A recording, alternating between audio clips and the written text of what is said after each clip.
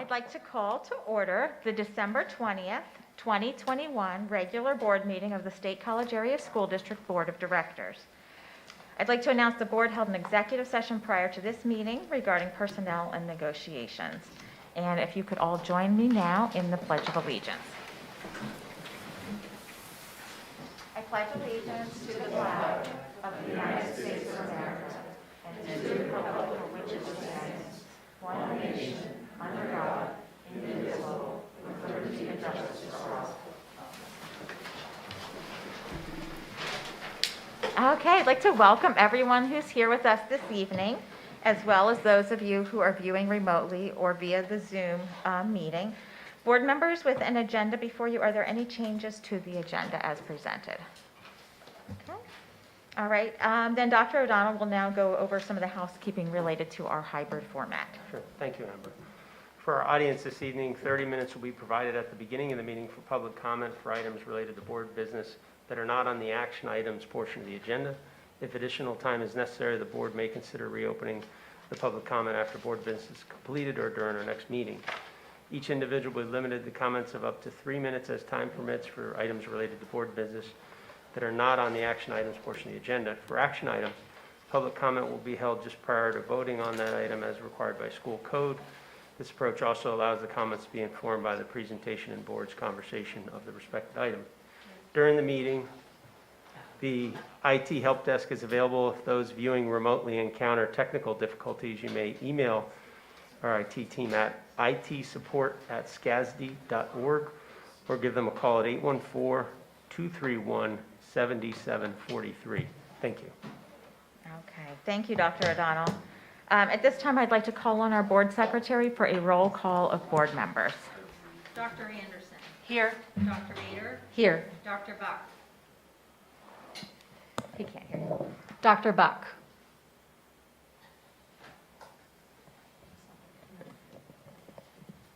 Is he on? He is. He is on. He's on mute. Okay. Ms. Concepcion. Here. Dr. Crevecore. Here. Dr. Duffy. Here. Ms. Huff. Here. Ms. Zidney. Here. Okay, thank you. At this time, we have a number of retirement recognitions. When we have employees on our HR report for the board who have given a number of years of service, I think it's 25 years of service to the district, we'd like to recognize each of them individually. At this time, I'm going to call on Dr. Bader to recognize our retirees this evening. Thanks, Amber. So first, we're going to start with Patty Begg, who's retiring June 2022 after 34 years with the district. Patty started in 1988 as a music teacher at Boalsburg, Panorama Village, and Radio Park Elementary Schools, as well as at the junior high. 6 years later, she switched to teaching music at Park Forest, Matternville, Lamont, and Grays Woods Elementary Schools. In addition, Patty spent 2 years as a district-wide elementary professional development associate.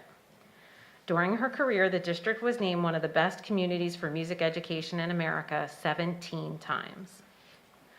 Molly McAninch, the district's K-12 music coordinator, praised Patty's dedication to music education. Congratulations to Patty Begg on her most excellent career as a music teacher, colleague, and friend. If you know Patty, you know that she is dynamic, thoughtful, intelligent, and musical. Her love of people and music is a powerful combination, and the State College Area School District has benefited from her talent and expertise. I, along with my music colleagues, are thankful for her friendship, enthusiasm, and drive to provide excellent music education for all students. I will miss her. Thank you, Patty, for a job well done. The board thanks Patty for her service and wishes her the best in retirement. Next, we have Donna Bryan, who's retiring also in June 2022 after 34 years with the district. An elementary teacher for her entire career, Donna started in 1988 at Panorama Village, moving to Lamont in 1996 and then to the new Spring Creek School 3 years ago. Spring Creek Principal Todd DeShong praised Donna for her teaching, saying, "Donna Bryan has been an educational pillar in the Lamont-Hauserville community for many, many years. I have had the pleasure to spend the past 10 out of 34 years with her. She spent a few of those 34 years in kindergarten and the rest of her career in first grade, teaching kiddos to read, write, add, and subtract, building all those necessary foundational skills that are needed. Donna did this well, very well. Donna's retirement from SCASD and the Spring Creek Elementary leaves over 3 decades of educational history lessons that we can all learn from. Be a team player, be kind, be involved in activities and committees, support other people, love kids, always represent with humble pride. You're never an expert, so keep learning. And she did. Be patient, be a good listener, and don't be a curmudgeon. She is someone that has never outgrew her profession or felt she mastered the craft, and is the perfect example of a lifelong learner, doing exactly what she expects of her kiddos, to keep growing and learning. This was most impressive to me. Did you know that Donna is a huge Alice Cooper fan? Ha ha. Well, not really. You got to know Donna. But she did love playing Schools Out for summer on the last day of school each year. Donna also always helped the principal with the intricacies of a building schedule. I tremendously appreciated that. I will greatly miss our down-to-earth conversations, her being a listening ear, providing sound advice, and sharing our faith together over the years. While we will all miss Donna, we have her memories and 34 years of sound educational lessons she experienced and lived that we can all continue to use and learn from. We will miss you, Miss Bryan. The board thanks Donna for her service and wishes her the best in retirement. Scott Gettig is retiring on June 3rd, 2022, after 27.5 years with the district. Scott was hired in 1994 as a high school instructional paraprofessional. The next year, he became a math teacher at Park Forest Middle School. Since 2001, he has taught math at State High. Megan Dobler, the district's secondary math coordinator, praised Scott's commitment to his students as well as colleagues. Scott has taught a variety of courses and levels while in the district and has done it all with a smile. He is invariably kind and gentle in every word and action. He is extremely dedicated and teaches his students with grace and kindness. Multiple colleagues describe him as one of the most genuine people I have ever met. Scott always sees the bright side of things and willingly accepts any challenge that comes his way. He is known for his empathy, sincerity, and positivity.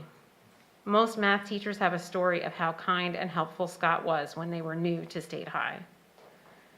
Students in Scott's classes always feel valued and welcomed. They recognize how much time and effort he puts into making math meaningful to them. He is a true model teacher, parent, and friend, and will be deeply missed by the students and staff at State High. We wish him the best.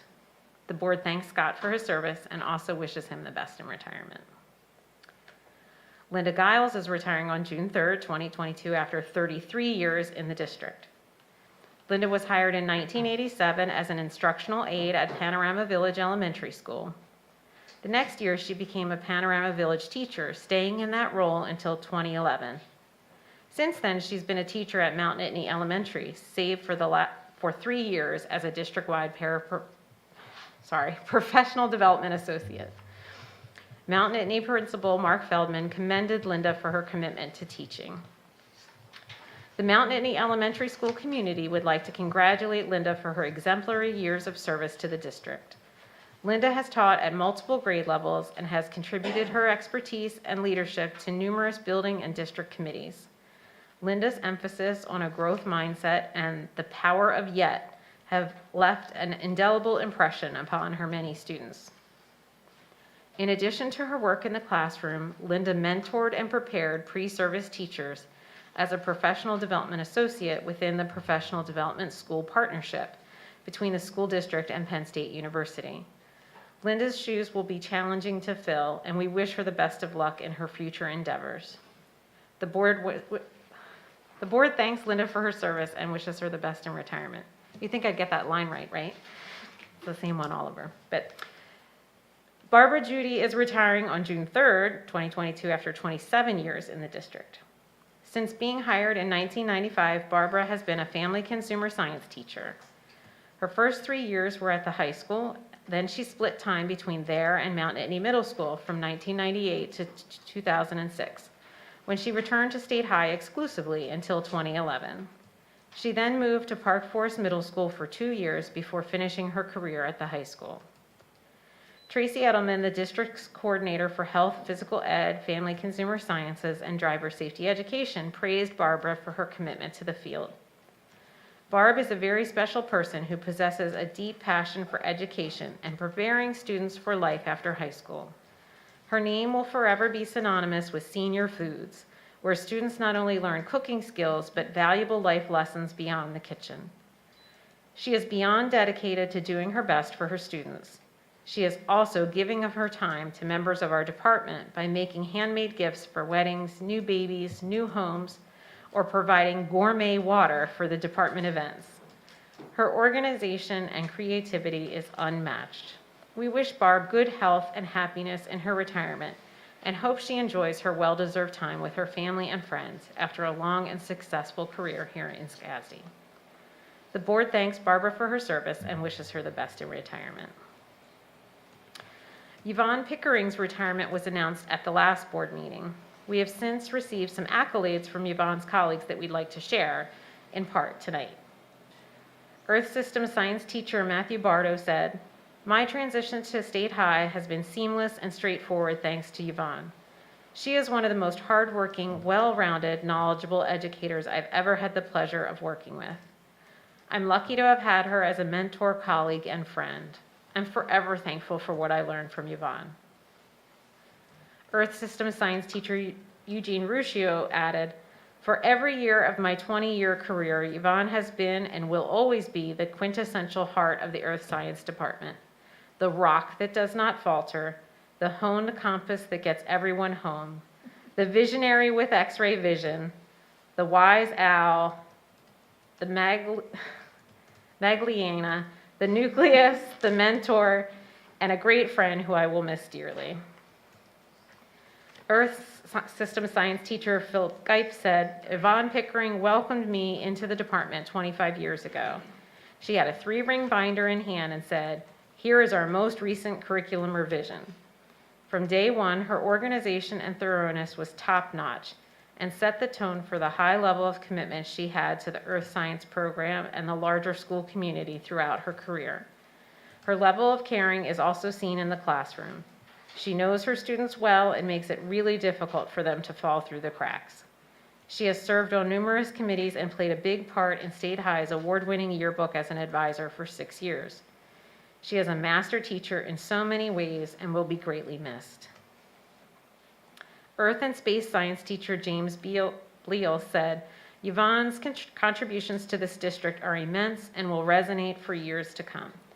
As a colleague, she is the Earth Science Department's Polaris, guiding and reassuring. She challenges us all to always be better as teachers, colleagues, and people. She works tirelessly, pouring herself into her work with a focus on making her instructions clear, approachable, and effective. No one helped their 9th grade students transition to high school better than Yvonne. Those squirrely 9th graders were her specialty. Compassionate, understanding, and infinitely patient, she works endlessly to support her students. Going above and beyond is her norm. Her teaching is always responsive and shows her vast knowledge of her topics, students' needs, local community, and her sense of humor and fun. She is irreplaceable, and we continue to wish her the best." That's it for our retirees. Thank you, Dr. Bader, and congratulations to all of those who are retiring. At this time, I'd like to call on Dr. O'Donnell for the superintendent's update. Sure. I'll do 2 parts. I'm going to just go through the update regarding the health and safety plan and the pandemic, and I know Gene Knaus is online with us to help field any questions you may have. And then what I'd like to do is just reflect on late last week and what happened in the district. So, thanks.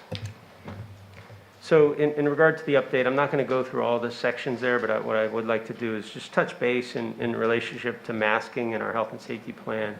Obviously, we had said we would continue with masking, and we continue that in collaboration with our health and safety team, and that's where we are at this time. We did adjust the plan back in the summer when we presented the plan. It included some options that related to masking, and the CDC at the time suggested optional masking for vaccinated folks.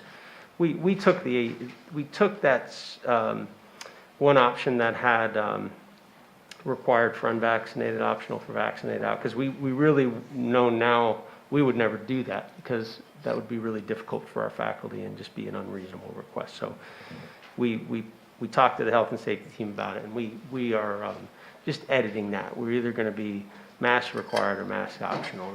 So I just wanted to let the board know that. I know in the summer when we were having discussions based on what was being recommended, that's how it got in there. The other part I wanted to, two other parts, one in regard to the clinic this weekend. Lynn and Randy, thanks so much for working with Christy and the whole CVIM team for running a massive clinic over at Mount Nittany Middle School, to the Mount Nittany principals, members of the administrative team who helped support that, and all the volunteers, and obviously the CVIM staff, because there was over 1,200 people, I believe, that came over for vaccines and boosters, so thank you. And can I add one real Sure. quick thing? CVIM still continues to do ongoing clinics, and they are taking walk-ins, and my college-age student went today for a walk-in and was in and out quicker than I think when I had an appointment. So I just Yeah. don't want people to be afraid to use that walk-in opportunity, because it has gone really quickly. Right. Thank you. The final piece in the update I wanted to touch base on relates to just information and cases in the district. And so what we did was we combined some information, and we have everything on the dashboard, and we won't be sending emails out any further. There's mixed reviews on what people want and don't want with information. So we're continuing to share the information that we have, putting it in one place. But we won't be sending emails out every time that a school has a case. So I'd like to thank Nabil for pulling that together with all that information, because it's still on our homepage. You can get there. It's pretty easy. But that is a change, and I know change can be a challenge for some folks. Hopefully that's easy. Finally, in regard to the upcoming break, I hope everybody has a good break from school, and our plan is to be in person. I'm getting a lot of questions surrounding that because of Penn State's communication.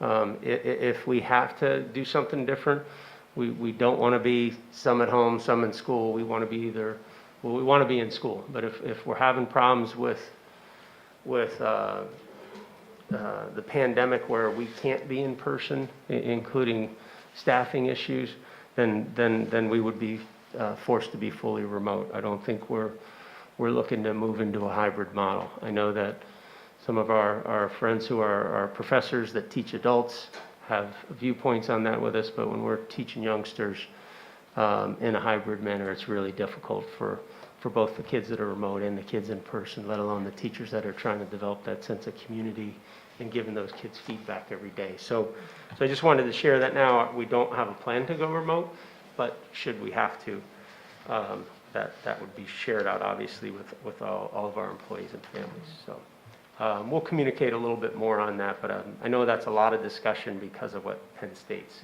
communicated. So any questions for the board while Jean's with us? Thanks. Okay, Jean, thank you. Okay, I'm moving on to this last week. On Thursday, we were made aware of a rumored nationwide challenge in social media for students to make threats against schools. And I saw, after I was over the high school in the afternoon, and when I returned over to the office, I saw that the State Superintendent's Association, State Police, Department of Ed, some things were being communicated. So we obviously felt compelled we needed to say something, and so we did. We had many Safe to Say reports that we tracked down, and I just want to be clear that every report was taken seriously by our principals, our resource officers, and everything was investigated, including the involvement of our officers. And I think with any safety matter that comes to us, and we spent a couple hours with every principal last week, and an officer asked, and working through reflections, unfortunately, in regard to the tragedy in Michigan. And really it was about making sure that if something like that happened in one of our schools, that especially all the new people coming into administration this year, we have a bunch of new principals, that we were answering any questions so that we could help support them when they're talking to faculty and staff, to make sure that what we would do would be intervening with a student, not sending them back to class, involving the police, and making sure that conversations are happening, one of the most important things when safety is a concern. So with that said, we could have communicated better. As I look back at what we shared out on Thursday, and the high school was fielding some reports. There was a report that there was a threat written on a bathroom wall. The security team, principals searched every bathroom in the school, couldn't find it, but it was reported. And there was also a report regarding social media in one of our students. Earlier in the week, the police had investigated that with the families and identified that it was involving video games. Those created some real concerns, along with the TikTok information. And we had about 18% of our high school students not come to school Friday. I felt compelled to be in school because we didn't have a concern for safety. Obviously, the concern was the angst people were feeling. And my real concern was, if we would not have had school, what would be the threshold to come back in? Because if any of you were around in the 90s and the payphones and bomb threats, we would be really letting this dictate us, and we didn't have anything substantiated at all. And we looked to the police. I was communicating with all 3 police chiefs. Although we're old, we text too. And they were on all of our campuses on Friday, and they're on all of our campuses almost every day and in schools. And we're grateful to the partnership and to them. And I greeted students with an officer Friday morning outside the high school, just to help kids understand, you know, we were comfortable with kids coming in, and I have kids in the schools too, and the high school is included. So if we had any inkling that something was going to be unsafe in our schools, we would take a time out and not come to school. So I just want everybody to understand that, and that's including all 3 police departments. So our leadership team collaborates with them regularly. They're in our schools, they know our kids, our faculty, and they're part of this with us. So most important thing, we want people to speak up if they have concerns. And that was a positive, that a lot of people spoke up over what they were hearing. And we looked into everything, and we'll continue to do that. So in hindsight, I think we should have communicated earlier what we said on Friday, and then also debunked the 2 reports that were consistently coming in with a variety of tweaks to them. And I talked to Miriam a little bit earlier, and Friday morning, when I had mentioned the high school principals were really scrambling with class coverage and substitutes and just getting the operation up and running, checking student IDs, coming into the building. And I really could have pitched in and went on the morning announcements and just said what I knew at that time to the students. I think it wouldn't have helped the kids that stayed home, but it would have helped the kids that were in the building a little bit, just to understand what we had tracked down and what we knew at the time. So that's on me. You know, I have a lot of experience, and I think that's my reflection. So we'll field any questions from the board. I know Curtis is here too. He was in the throes of it with us as well. Miriam, do you want to share anything from your perspective? I mean, you're living it from a student journey. Yeah, so definitely looking at it from a student perspective, I'm hearing the same things that you are, Dr. O'Donnell. The main themes are just communication and reassurance throughout. I definitely say that that Thursday night, I would have said that maybe another email should have been sent out directly debunking the myths. For example, the bathroom writing and others that have come up, because those were definitely recirculating a lot more on social media. And I saw probably 20 plus Instagram stories recommending people not to go to school. And these are definitely trusted students as well. So I definitely think that's definitely where we can start there. And then I would also say that just reassurance in the morning as well. I definitely think another email could have been sent out that Friday, just recommending students to keep on going. And, because I know Yeah. that even at school, there was definitely, there was a sense of unease throughout. Right. And so I definitely think that just kind of closing that gap and having that direct reassurance Yeah. is necessary. You know, it's early Friday, I agree. You know, late night Thursday, we were fielded about close to 50, safe to say, calls. And we were working through those with, at the high school level with Officer Aston, and we were in communication late. We felt like we still had a lot to track down. And also, to be honest with you, when I saw the national TikTok thing, I was anticipating somebody to put up something. And just so everybody knows, when somebody does put something up on social media, the police go into those students' homes as soon as we tell them. You know, they pick up the phone, no matter what hour. And we've had some instances since I've been here, and the board's aware of those. And we obviously take strong measures to make sure that we vet those out, and our partners do that for us, and get into homes and work with students and families if a threat is ever posted on social media. And thankfully, it didn't happen. But we were working through quite a bit that evening. And there's no doubt in the morning, I think, Miriam, we could have done more to share where we were and just a status check. So I appreciate where you're coming from. And Thank you. I guess I'd like to share a little from my perspective of working with the administration whenever we have situations of unease like this. I'm always closely in touch with Dr. O'Donnell. As the board president, he keeps me in the loop. And when we're working through these kind of processes, I also have kids in the high school at this time.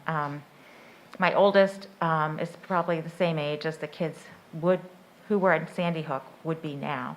And I can understand why today's high school students, having grown up in that era and having seen the number of incidents around the country that they've seen during that period of time, that they have that sense of unease and concern. And for any of us as parents, it's just our worst nightmare to think that your child is not safe when they go to school. I think it's important for us to also understand that schools are one of the safest places for children to be, that in terms of accidents and injuries and harm to children, that schools are, statistically speaking, one of the safest places for them. It's not one of the more likely places for them to be victims of a crime. It's one of the least likely places. Our schools, public schools in the U.S. are a relatively safe place for children compared to the rest of the world, outside of schools, I mean. And I think I would want to emphasize the seriousness with which I've seen our administration take any possible concern that's brought to them in terms of whether it's a post on social media, a report of a student who heard a student say something that was concerning to them. They are very thorough in ensuring that they are investigating these situations, and if there's children involved in having said something inappropriate or that's concerning, that those children get the help that they need too, to be able to be, successful in our system. So, so that's my perspective on that. I wanted to share that. I think that's a key I didn't mention is what would drive a student to say something that would create a sense of alarm is a concern in and of itself. And I do think one of the things that our district has done, our board has supported, is getting kids the help they need from a social emotional side. Fortunately, we're able to plug that in pretty quickly. So, thanks. Any questions from the board?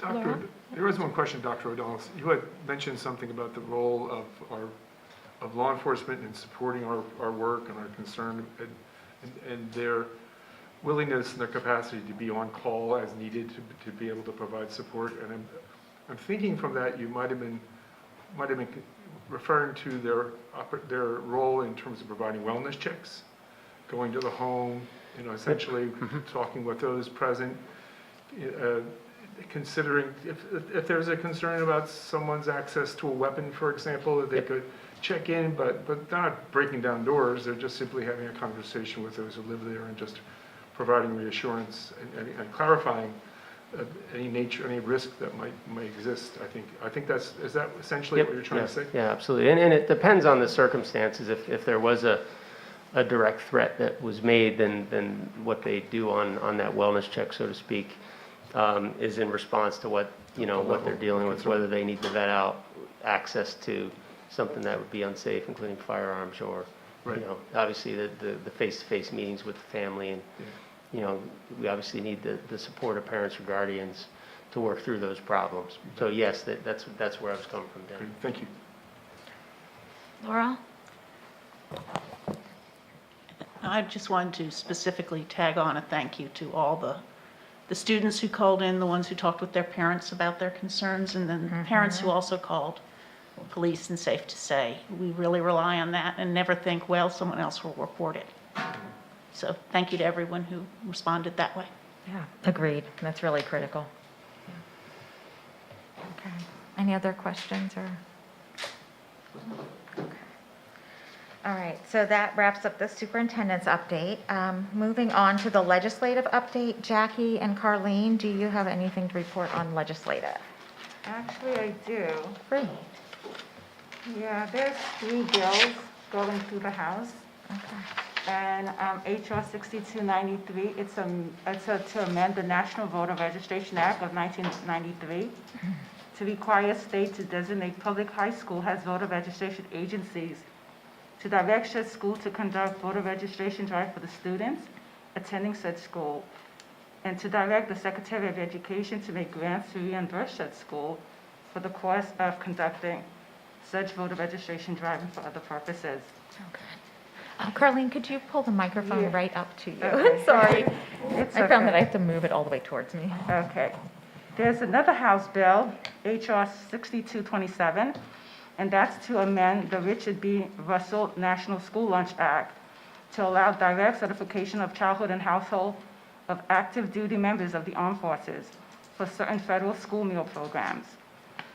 And the last bill in the House is HR 6214 to effectively staff the high-need public elementary school and secondary schools of the United States with school-based mental health service providers. So I thought those are pretty significant to what we're facing here. And then there's one bill in the Senate that's going through right now, and it's the bill to amend the Student Support and Academic Enrichment Grant Program to promote career awareness and accounting as part of the well-rounded STEM educational experience. Great. Thank you. Jackie? Yeah, I have just a few items on the state level. So the Special Education Funding Commission of Pennsylvania did meet and approved a series of recommendations that will be introduced to the legislature soon. Nothing too huge to report. They're going to use a 3-year sliding average to to calculate funding levels so that it's a little more even rather than going up and down and up and down. They're changing weighting factors on category 1, 2, and 3 for special education funding. Category 1 has actually, the weighting factor is going up. Category 2 and 3, the weighting is actually going down. And they're also increasing the percentage of funds available to the contingency fund just because they found a need for that. Do you know which is the higher need? Is it 1 or 3? 3 is the higher need, Okay, yes. that's disappointing to hear then. Yeah. So headed to Governor Wolf's desk is HB 1332, which is mandated posting of curriculum. So this has been amended several times, but where they landed is that school districts will be, assuming it is approved by the governor, school districts will have to post internet links or titles for every book used, course syllabus or written summaries, as well as state academic standards for each instructional course.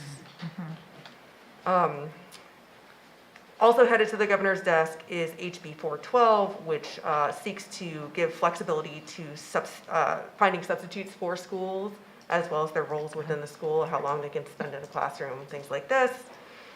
The Science of Reading program, which I referenced in the previous meeting, there was concern that it would be an unfunded mandate, but language was added to the bill to make it non-mandatory participation. So it's voluntary participation in the program itself. Okay. And then, of course, the education funding lawsuit continues. They focused on the importance of early childhood interventions, and it will be continuing past this year into the next. So keep your eyes peeled. Yep. Thank you. I think, so I don't remember the details, but I do think, though, that actually would have been in the federal House. There was proposed legislation, I think local representative Glenn Thompson was one of the sponsors for full funding to IDEA. Yes. So that, I think, for our community members, IDEA is the Individuals with Disabilities Act, and that basically is is special ed funding. So if the federal government would step up and fully fund IDEA, that would have monumental impacts. And there were members of both parties who have talked about making this a possibility. So for those who are big advocates in this area, it behooves you to contact your representatives or senators and express your support for that action, because it really could make substantial benefits to all schools across the nation. Good. Thank you. Yep. Okay. So there would not be a COG report since Gretchen and Peter are not here, unless, Peter, are you able to hear on the Zoom well enough to let us know if there's a COG report? Can you hear me? Yes. I have nothing to report. Thank you. Thank you. All right. Okay, then at this time on the agenda, we have time for public comment. Oh, wait. I'm sorry. Well, didn't you want to, after legislative, I forgot when you went to COG about the NSBA. Oh, the PSBA Yeah. thing. Yeah, I was going to do that at the end, but we could do it now real quick. Oh, okay, I didn't realize you were going to do it at the end, I'm sorry. That's okay. It's short. It's really It's short. I'll do it at the end, though. Okay. Okay. Okay, so during public comment, each individual is limited to comments of up to 3 minutes as time permits for items on the agenda, or for items related to board business that are not on the action items portion of the agenda. For action items, we will hold public comment just prior to voting on that item. And if additional time is necessary, the board could consider reopening public comment after board business is completed or during the next meeting. But at this time, public comment is open for anyone who would like to speak to any items related to board business that are not on the action items portion of the agenda. So just I know some people were here to speak about the calendar. The calendar is an action item, so we'll take public comment on that at that time. Yes, so feel free to come up to the podium, and if you could introduce yourself and your role in the district or where you reside in the district, and then you'll have 3 minutes. My name is Chen Yu Zhang. I'm a student, a senior at State College Area High School. Basically, my question, basically for the entire board, was last week there was an organized walkout by students of the high school. It was organized over social media and was swiftly then responded to by Principal Tobias, and was actually, she had pretty much condemned these students for trying to organize this kind of walkout, threatening detention, and organizers of the event were, it had been rumored that they were threatened with arrest or even suspension or even arrest. There was quite a bit of outrage to this kind of response, especially from the community who had organized this kind of event. And overall, there is kind of a question as to what is the school board's comment on the response to this response that Principal Tobias had made to the students. This was also commented on to alumni that I have spoken to, who have compared this to when they had walked out in 2018 after the events of the Columbine shooting, and they had not been reprimanded in any way, and they were quite confused when I had brought this up to them. So if you could just comment on that, please. I'd like to debunk something. I know we're not in the public conversation here, but that'd be helpful. Principal Tobias, I was involved with her, Mr. Johnson, who was principal and very involved back in 2018.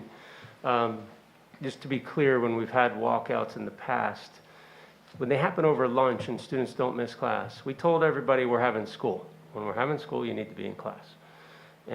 But you have a right to protest. So students we didn't take anybody's rights away. I was very involved.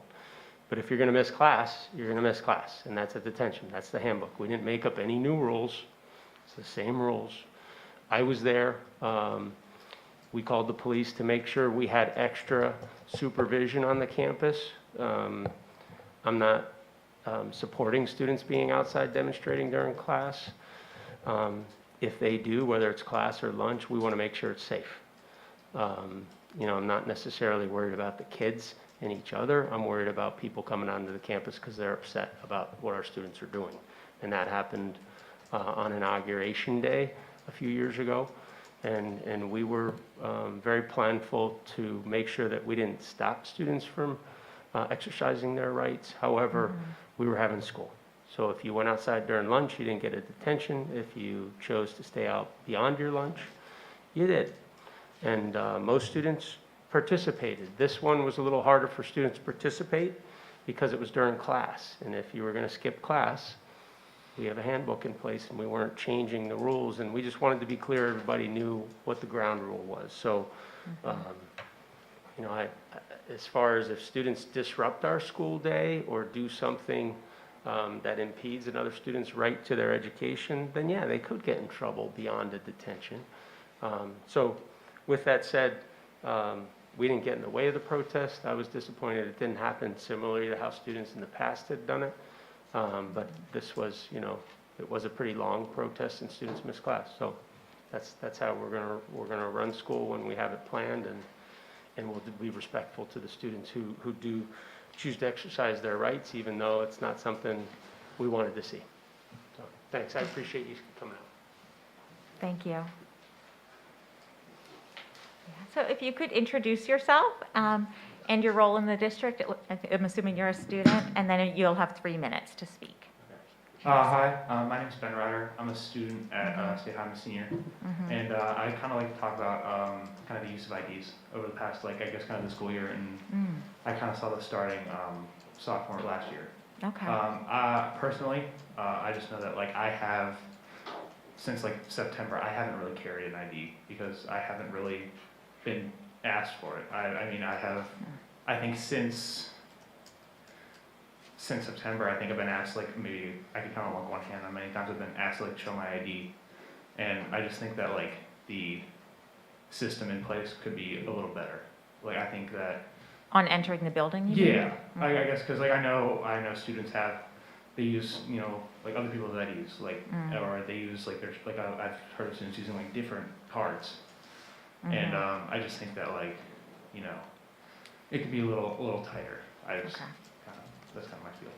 Thank you. Maybe it might be helpful to write an email to your principal on this? Yeah. Okay. Yeah. Thank you. Thank you for your comments here, though. Thanks, guys. Thank you. So I would hesitate, you had asked for the board's response in regard to the student walkout, because student discipline at that level is not a board matter. Only student discipline that rises to the level of an expulsion is a board matter. I would hesitate to provide any feedback on that. You know, we certainly support students exercising their constitutional rights to freedom of speech, however, so. But in terms of, you know, following the handbook, that's essentially, you know, within the sphere of the administration of the district to make those decisions, if that makes sense. So. But I certainly feel like, you know, we're really always glad to see students engaged on, you know, and having a voice. It is helpful when that happens during times that are not, you know, during class time, so. Okay, any other? I have a conversation just for the board going with a couple students in regard to, you know, we have relationships with state legislators who make the laws that the students were concerned about, and, you know, to have a hopefully an exchange with some of those individuals. And so I think that if we look at what's the goal of being engaged and what's the reason, I think that's a route we should consider. And I think utilizing our relationships at our level to help support students in their engagement and how to go about that. Right, I agree. And back in 2018, when there were student protests, there was a large event that occurred on a Saturday morning, and I think a number of board members were happy to be able to participate in that student-led event as well, because it was on a Saturday morning and not during the school day. So, okay. All right. Is anyone else here who would like to make a public comment for an item that's not on the agenda? Okay. All right. The one other thing I'll say is we're always more than happy to talk to students on these issues as well. So you're always welcome to reach out to us by email as well. There's some Zoom. Yeah, I was gonna Okay. say, Oh, I'm there's, sorry. I thought there might be. Okay. I see Jennifer Moeni. I see your hand raised. If you'd like to introduce yourself and where you reside in the district, then you'll have 3 minutes to speak. Hi, my name is Jennifer Money, and I'm in Ferguson Township. I would like to address the mask mandate the school has chosen to keep in place after the Pennsylvania Supreme Court ruled that the statewide mask mandate for schools was invalid. Most other area schools have since gone mask optional for all students, and I would encourage you to take that path as well. I would encourage you to consider these points in the continuing decision-making process. The note that was sent out to the district stated that the health and safety team was consulted, but were the teachers also consulted to consider the impact of masking on the learning in the classroom? Does the limited benefit of the mandate outweigh the cost to the kids' mental health and education learning loss? I've seen numbers from 20 percentage points and up quantifying learning loss due to the pandemic. We also have personal stories within the district of the negative impacts on education of mask wearing on their children. If we're talking risk reduction, let's talk about the numbers. In a published peer-reviewed study by Kaufman, vitamin D levels above 55 cut infection rate by 47%, and higher vitamin D correlated with lower hospital and intensive care admissions. Are we talking about this risk reduction with looking at simple vitamin D levels? I mean, 47% is a pretty large number to ignore if you're going to be educating on risk reduction. These risks and factors are aside from natural immunity from the experimental COVID shot available to children. Don't forget that in this point in time, these children are indeed socializing outside of school unmasked. Have you considered the environmental impact of this mask mandate? I ran the numbers, and with over 6,800 students and 660 teachers, not counting other staff within the district, with the mask mandate in place for the 180-day school year, within the state college area school district alone, there will be 1.35 million disposable masks used. That's 1.35 million masks that are made from long-lasting plastic materials that persist in the environment, causing what is being termed as the looming environmental disaster. This environmental impact cannot be ignored with a mask mandate in place. These are all factors that must be addressed in establishing policy. And with this, the discussion must center on the quality of the children's education. If the data being considered has leanings in both directions, then choose the policy that eases the burden on the child's mental health and educational learning losses. You now have the ability to choose a mask optional policy. Don't get me wrong, I'm not calling for a ban on mask wearing. I'm asking for a mask optional policy. In evaluating these concerns, I ask that you establish a policy in favor of a mask optional or even recommended policy for all students, and let the parents and guardians decide how to best mitigate the risks for their own child. Thank you. Thank you for your comments. Stephen Williamson, I see your hand raised. If you would like to unmute yourself and introduce yourself, then you'll have 3 minutes to speak.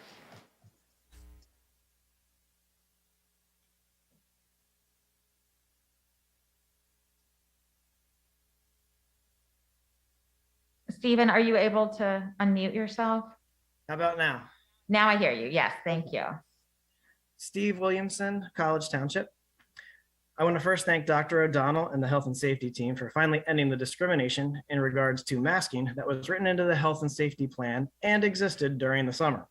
It shouldn't take 6 months to end discrimination in a district that acts as prideful as it does. But we are not done yet, Dr. O'Donnell. There is still discriminatory language in the health and safety plan in the section about lunch seating.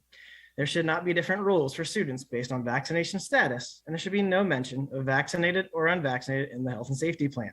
It is 100% discriminatory. Always has been.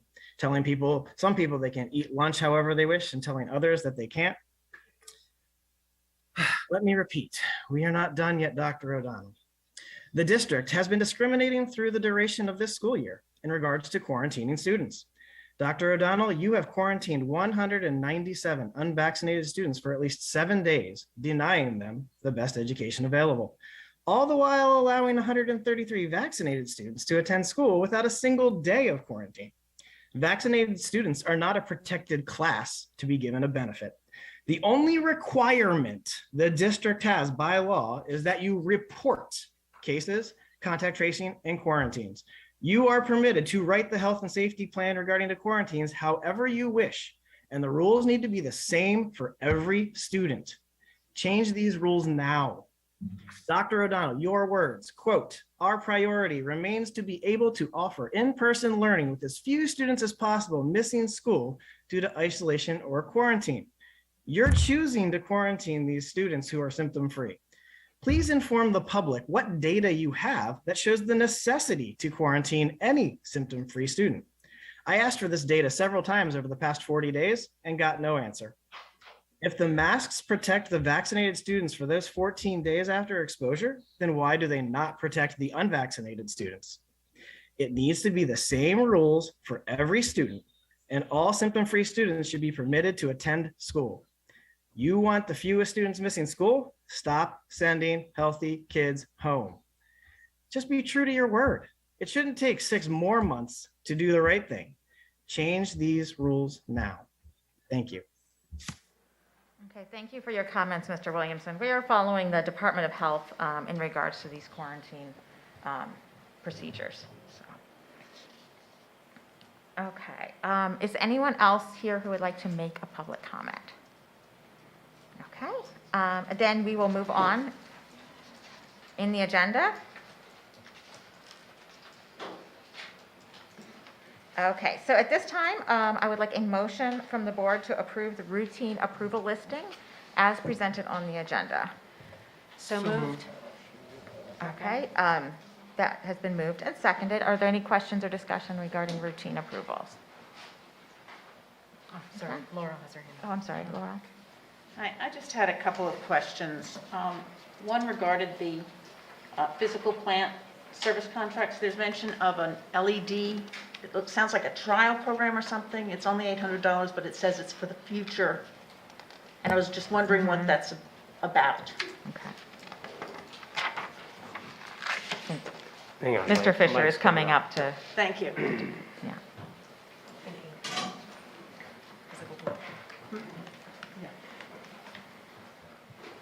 Thanks, Mike.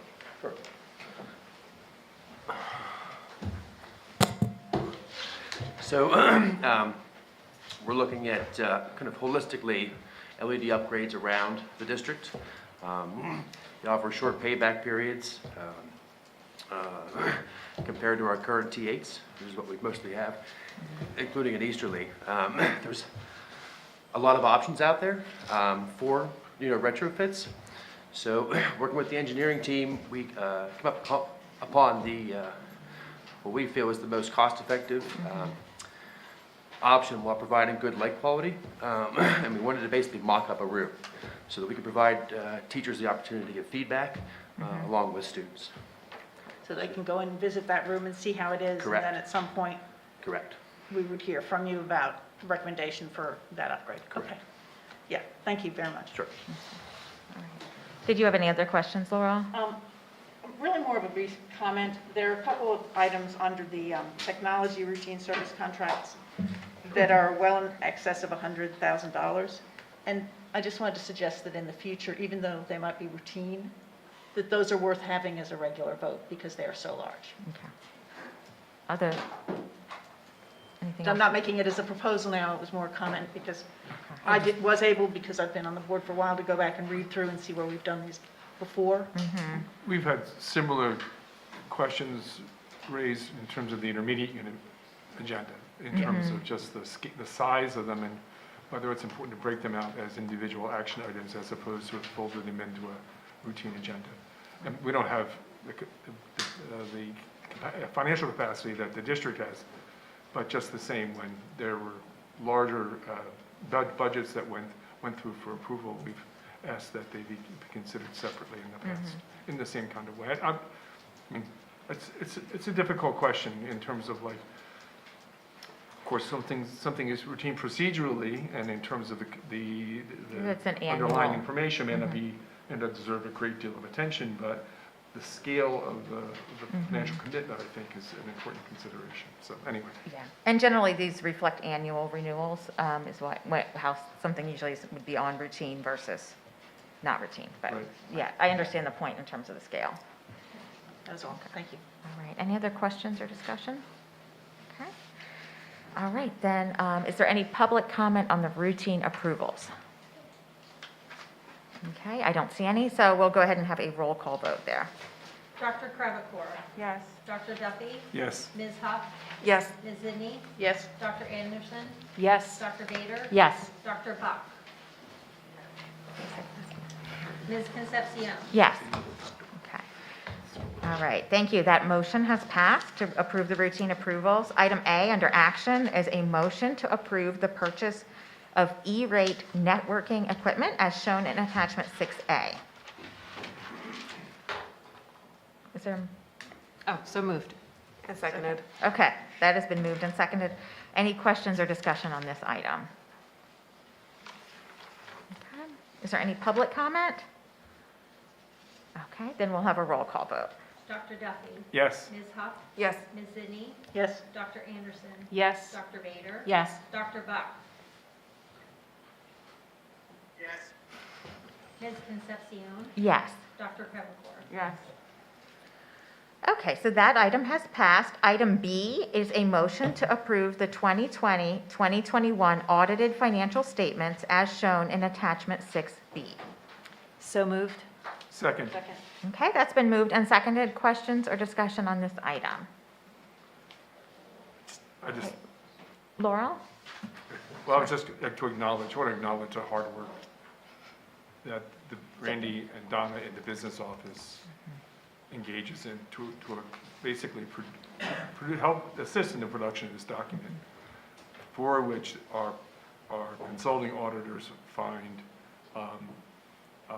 all the information that they need, always readily available, and in a format that really helps them come to a decision in terms of the strength of our organization financially, in terms of our accounting for the dollars that come from the taxpayers.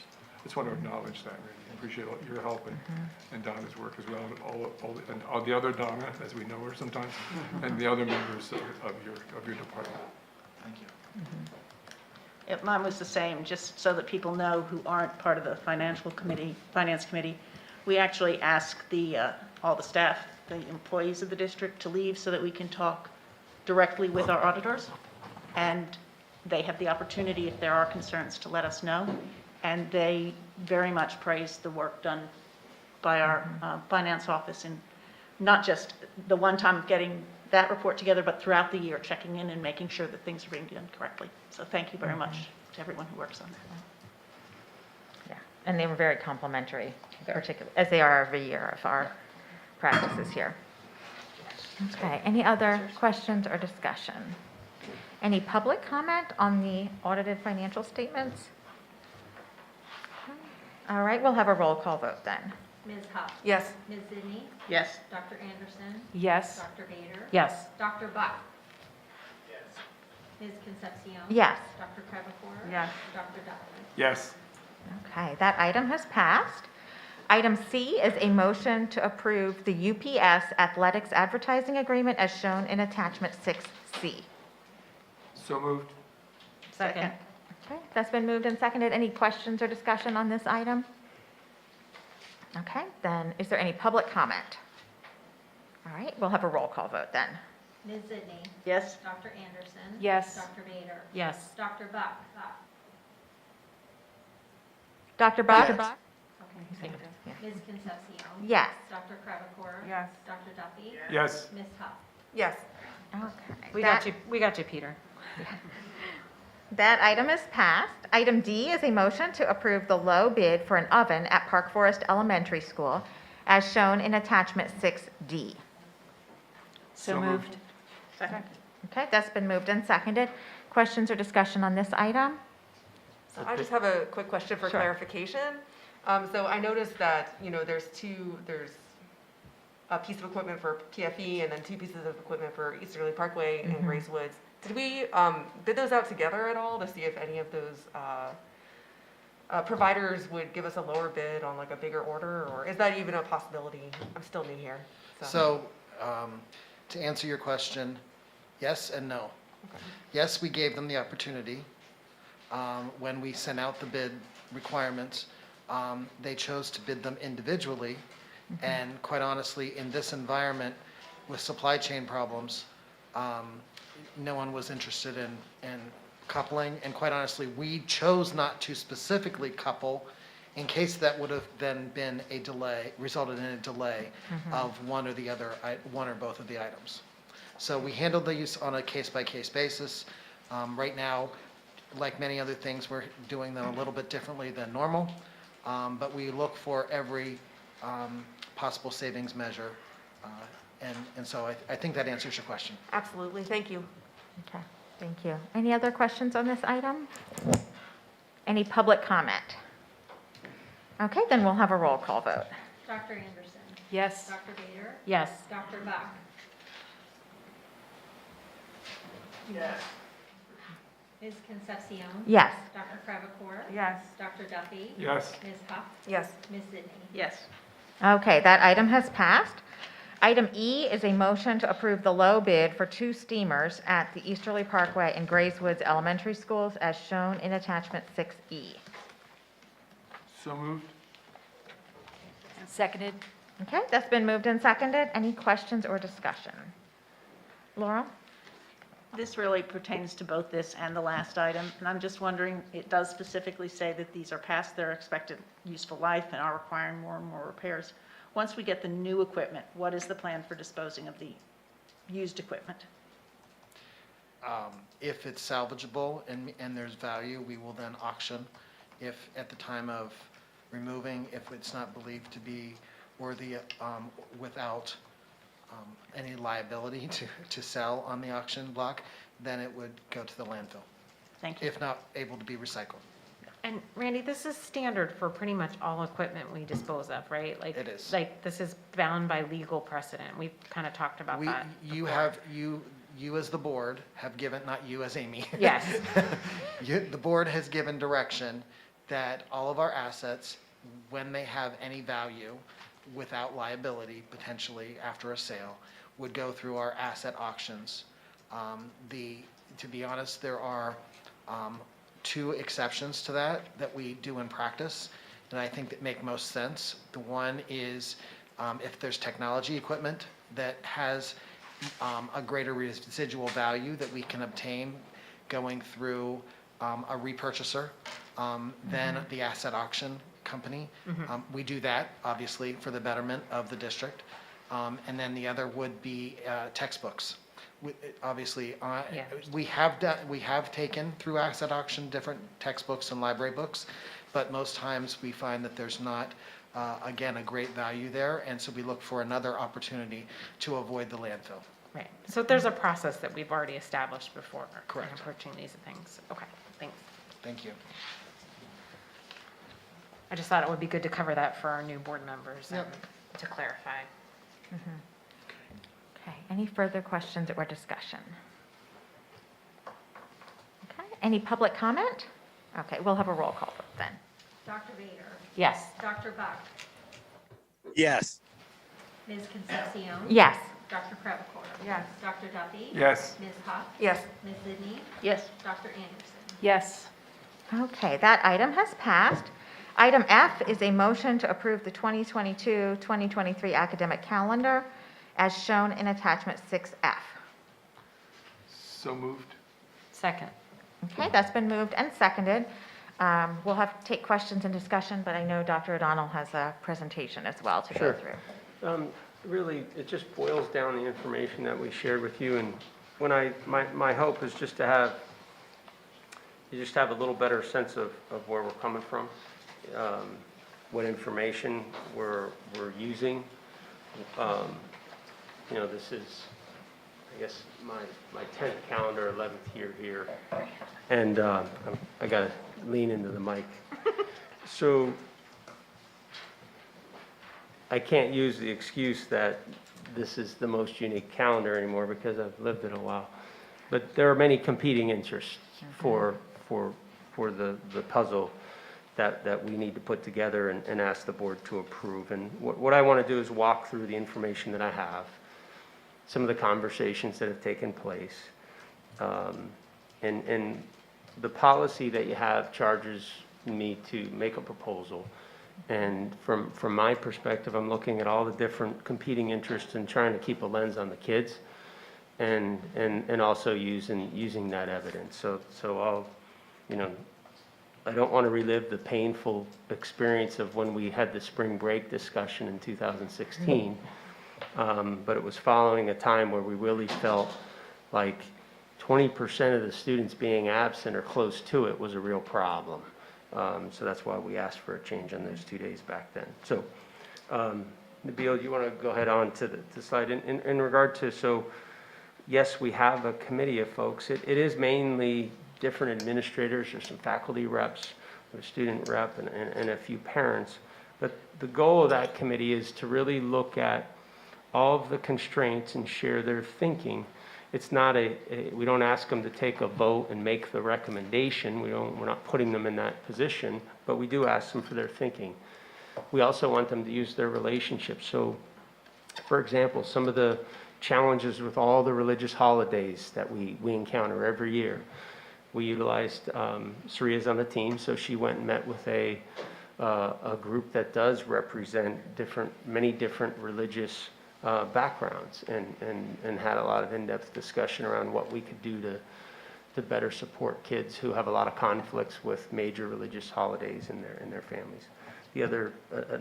Another conversation, we have the agriculture program instructor on the team, and she went back and met with her students to talk about the challenges related to what they're experiencing in the Grange Fair.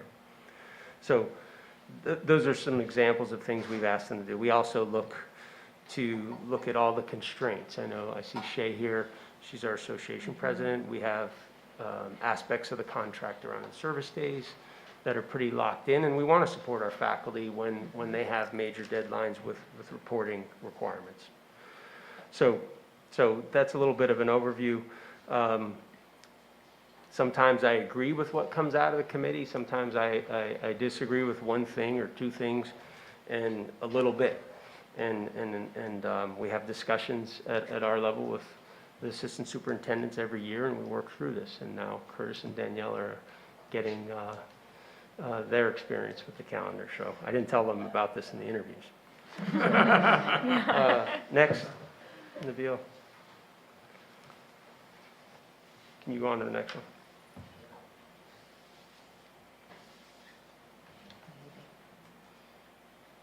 So in regard to, I'm going to touch on the Grange Fair, spring break, and June, because those are kind of three big things. I'll also speak to some of the other constraints that we work through. So the Grange adjusted a little bit a few years ago, and they also shifted earlier. So this past fall, what we did was we looked at what happened, because we had the Grange is 9 days, and 4 of the days we were in session during our first week of school, and we had 27 students who missed school. They missed about 3 days each. And we consider those educational field trips, which we have educational trips with families throughout the year happening. The biggest times come now with family travel and whatnot. November and December are high tide for us. And this year in the proposal, it's a little different for our proposal, it's a little different than the current year, and that was based on feedback from Morgan Imhoff, our instructor, and her conversation with our ag program students, that they really felt that Friday was more valuable to that than the Monday, because they're all selling their livestock, and they wanted to prioritize that. So that's why there was an adjustment there, and we supported that. So when we look at the Grange, you hit the next slide, Nabil. when we look at the conflicts that we're seeing, and Labor Day, I almost feel like it would be the ultimate if we could have the folks from the Grange, the folks from Penn State, sit down and get on the same page. If anybody has a suggestion on how that may happen, but when Penn State is also a driver in our community, we know that. When students go back to school at the college level, it changes summer programming opportunities for many of our younger families. So with that said, that does play in. It's a fairly complex or integrated, I should say. So for this proposal, if we were to move forward with a similar proposal moving forward, I just want you to see that we would have a problem or a conflict in the fall, in August of 23. In 24 and 25, we don't foresee a conflict. So I just, it's not the same every year because some things do adjust up a little bit earlier on the Grange, and then we would suggest adjusting backward a little further. So if we did have a similar approach, that's what we'd be looking at. And we'll attach this to the agenda. I just put this together this afternoon. Nabil and Chris helped me out. Moving on to the next slide, in regard to spring break, shifting gears. When we had spring break, we called it a spring breaklet. We went to school a couple days during the spring break, because some people say, well, just go to school during spring break. And we tried for years. And the board even had a resolution that said, hey, go to school for a couple days over spring break. We had a real problem with students being absent. We also had a challenge with staffing too. But that, when you look at the value of a day, and that's what we grapple with in our roles, we do look at student attendance for sure. That's a huge variable for us to consider. So hence in 2016, Mike Hardy and I asked the board to make that change. So moving on to the next slide, Nabil. When we look back at the first week of attendance, and this data, I believe, Nabil, okay, we have the dates. So for August of 18, so if you look back at our last normal year pre-pandemic, if you look at 18, 19, okay, so the first week of school, now we didn't have a conflict with the Grange that year, so we were at 97.79% attendance that week. This year we were at 97.65% attendance, K-12. Susan Bailey pulled the data for us. So I wanted to include that. So, that's what we're looking at the first week of school when we have these 4 days this year and our first 4 days in 2018. If you said, hey, let's go and put days more at the end of the year, in June of 2019, which was the final 4 days, I believe it was the 10th through 13th of June, Nabil? I'm pretty sure that's what we had. That was the first 2 weeks of June average. Oh, this was the average of the first 2 weeks of June, so. It was only about a 1% decrease Okay. in the second week from the first week. So we didn't want to just put the final week then. We took the average of the first 2 weeks in June we were out, and it was 94%. So you can see, if you say there's a 3% swing there, you're talking a couple hundred students less in school. And the second week data, I think she pulled the seniors out, Chris and Nabil. So we didn't want to skew it and try to, if you put a whole grade level in this, that would look a lot lower. So in the debate over graduation going later and things, that's a different conversation. So yeah, we wanted to make sure we weren't skewing because of the seniors, yes. So, and Miriam, we're not planning to move graduation, so anyway. I get lobbied on snow days more than any human being alive because of that. But so that gives you a little sense of when you compare August and June, and even the spring break, at what are the percentage of kids missing school. And we don't want kids missing school, and we want to jive with everybody's desires. We have to follow the 180-day requirement from the state. We go 177 student days, and then we submit 3 requests for the state to approve some of our in-service time, which covers the other 3 days. So we have to adhere to that, and that's a constraint we have to work through. So exam schedules is the next slide. And during the month of, from mid-April to mid-May, we have state-required assessments. Then throughout the month of May, we really have advanced placement, international baccalaureate exams going on. And when are Keystones? And Shay knows, Keystones, well, this year's a little funky, but in the spring, they'll be during the month of May or earlier? May, okay, and that includes graduation requirement exams by the state at the high school level in biology, algebra, and literature. Does the state of So- Pennsylvania set the dates for the Keystone? Yeah. So that's not something we can wiggle? Okay. So, 4 days is 4 days.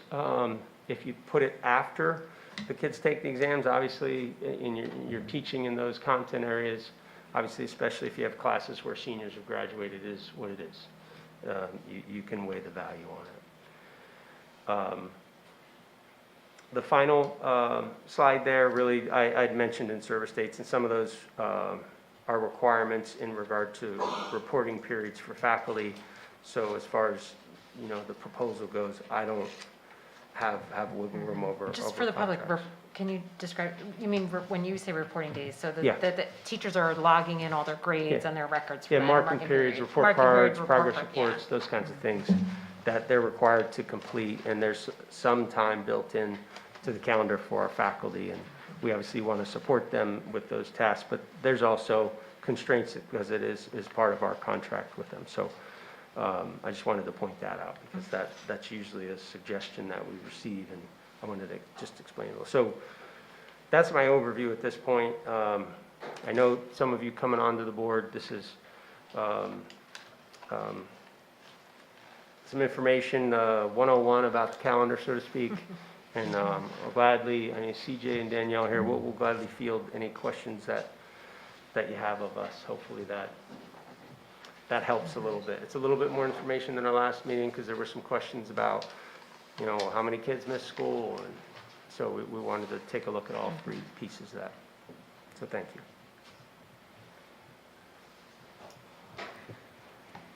So I want to kind of just acknowledge the extra attention and effort that went into assimilating this information, which, for me, I'm more of a visual learner. I'm an auditory learner, but I'm also distractible. But to have it there as a visual outline as you're presenting it, and recognizing, in a sense, the hierarchy of information that we're dealing with and the interrelationships between the different pieces involved. And we're a big district, and there are a lot of moving parts, so I really appreciate the time and effort by, in your work, Dr. O'Donnell, and in those of the administrative team to pull this together. Thank you. And there are many requests coming that want to see some days moved around in here. So, right. It is a challenge that we have to try to, and those of you who've been around the block and everybody who's been paying attention to the school knows that. So. And just as I'm digesting this in a sense at a deeper level, it's making me realize that there might be members of the community who could afford a little more time to digest this and make it make sense. So anyway, we can move forward with this for now, but I'm just thinking out loud about this in terms of how that might best serve the community as a board on this kind of question. So that's basically what I have to talk about right now, or ask about right now. Thank you. I have a couple of questions. Maybe what I'll do is just go around. So Carlene, that's if fine. you want to go ahead and, yeah. Yeah, I do. As far as kids missing school, like towards the end of the school year, does it really matter if it's in June or in May? Like, is it just because it's the end of the school year, kids are tired, and it doesn't really matter about the shift? Like, it's just that after having 180 days of school, they're just tired, and kids would miss school regardless of if it's shift or not? So that's one question that I have. I'm not sure if moving it addresses that really. So that's one question. I don't know if you want me to ask. So someone. yeah, I mean, I think, Like- Carlene, to that question, obviously if I'm a student with a lot of accountability going on in my, younger students is a little different than older students. There's no question. Trying to teach 16, 17, 18-year-olds in June, really the reality is once you hit Memorial Day, it's hard. It is. It's hard. That's my point. And especially after big big exams that they've set their sights on, for that group. Now, we have a large number of students that take advanced placement classes. We don't have as many in Internet Baccalaureate, as we know. So it's not the whole high school. Obviously, the exams that impact all kids at the high school level would be the Keystone, which is a very important exam for students because it could impact them moving on. And then obviously for younger students moving up through 8th grade, it's the state assessments. But I do think having time for learning before you have some type of measure of you and what you know and can do is from a learning standpoint, I think, Carlene, I'd love to see the time ahead of those required experiences for kids. I get it, but my question was mostly about towards the end of the school year, as far as kids missing school. I think it's just because it's the end of the school year. Well, I think there's it's no doubt not- the further we go, the more it declines, so, because if we don't go beyond, well, you could move graduation, but right now, let's just say you didn't move graduation. The week after graduation, you miss 600 students or 590 students are not in high school. It just changes the whole focus of the building, not just for those students, but for the rest of the building as well. And it impacts, faculty in trying to focus the kids. There's no doubt the further we go, the harder it gets. Because then, yes, many courses have seniors in them, so if you're going to have to wrap up the course before the seniors graduate. So, Yeah, I get that. yeah. My second question was the extracurricular activities, as far as like the fall sports. It's cross-country, football, marching band. A lot of those also start a week or so before school. So do we analyze that as far as that's going to also have to start earlier? And the impact that will have as far as... Well, I Will mean, it this start year right it up did. there? I mean, this year, this calendar being proposed is the same as this past year. So, we have experienced it. The number of full-day options, obviously, whenever we start school the week prior, because many of our coaches are faculty, that does constrain what can happen with the students during the actual in-service time that we have, because we have contractual requirements and we're trying to prepare to get up and running with our faculty. So many of our sports, well, almost every sport doesn't practice during the day, the week prior to school starting, because we're working with our faculty, if that makes sense. I don't know if that gets Yeah, to but the they do. point. And the Because I'm- schedule for competition is set by, The that's with Mid-Penn. Right. Yeah, PIAA sets those So, like- schedules, so when you can start. So when they did like practicing. cross-country, and my son had 2 days, they started a week before school. So now we're cutting into that, which is a hot part of August, that they're starting early. Is that correct? No, They we're would not starting be the same allowed. time as we They would started not this be year. allowed to, Yeah. that would be eliminated? I'm not sure, how would that work? It's across the state, so PIAA tells the state the date the students can start. They still have 2 days, yeah. They still do their 2 days. That's a sport that might be a little different. Yeah, that date is set by the PIAA, not by the school district. How does moving our academic calendar up affect that, or does it? That was my question. And to be clear, we're not moving the calendar up. This We're is the starting- same calendar we've had for about 5 years now. Mm, Yes, I'm sorry, in terms of starting when Penn State starts. In Right. terms of starting when Penn State starts. Yeah, but not 2 weeks before Labor Day. Yes, 2 weeks before Labor Day, I think. Hasn't it generally been 2 weeks? 26. Because, but we've been starting at the same Yeah. time that Penn State starts for a number of years now. But Penn State doesn't always Had start not 2 always weeks started before before Labor Day. Right. It depends on when Labor Day falls. Right, and this is because Labor Day is It's falling so really late. late. Right, yeah. These Yeah. 2 years, Labor Day falls very late. But that is a question that I had as well, about whether we would be starting those practices a week Exactly. earlier. I know the competitions are set by PIAA. but- Practices are also set by PIAA. Right. Yeah, so I would say, I mean, I can't say for sure, but having both a sport kid and a band kid, I believe that the practices moved in time, but they cannot move in date, because PIAA says when we can start practices. And I think band camp for marching band starts in early August regardless. And it's just whether they will have daytime practices or evening practices. And we have to be careful with sports too, because some Yeah. of them voluntarily meet for workouts that are not full-on PIAA sports. There are some sports where they're not Exactly. required, but coaches say, I'll be available, or the team captain, and they use the fitness room and other things. So, but the official date is set by PIAA when they're required, usually by coaches, to be present, to participate. This year was the 16th, is the first day. So when you look back at when we started this fall, we to Amber, your point, there have been several years where we have been, in 2018, we were 2 full weeks in before Labor Day. So it's not been the same all the time, but there has been some years where we've had a couple weeks in. Okay, I have my last question. It's about the AP and the IB. Has any of the teachers actually teaching the classes say that they need more time? I mean, was that a concern before? I mean, having this? I haven't surveyed them, but I have had discussions in regard to the challenges, even on just I talked to some of our math faculty, they want time with students. I taught AP, I taught math, when you cut out time with students, not every student was as talented as your kids.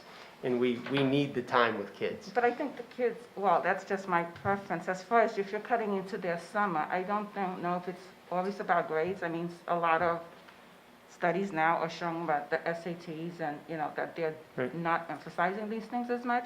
And I just feel that if mental-wise, the kids are better in returning to school because they've done things that traditionally that they would have, maybe they would actually do better. Because I know as far as putting in more time for the kids is important, but if they don't have a chance to enjoy their summer, doesn't that Well, the just summer's the kinda- same exact length, Well, either but way. it's at the back end. I Right, mean, it's a shift. it's just the same Yeah, it's just blended exact in. number of days. Right, it's just Either a way. shift, so we'll be starting earlier, so as far as things that they did traditionally with families, that could kind of start off the year in a more stress-free environment without them having to catch up. Is that something that we need to take a look at? It depends who you're talking to. If you're talking to a young parent versus we've heard it, some of you board members can share some of the things you've heard. We've gotten wild pretty good when we're not in session at that time. With that said, the time with students is obviously huge for learning. It's time beyond what we have with our faculty and our programming. We need time if we're going to help impact students to meet some challenging goals. But with that said,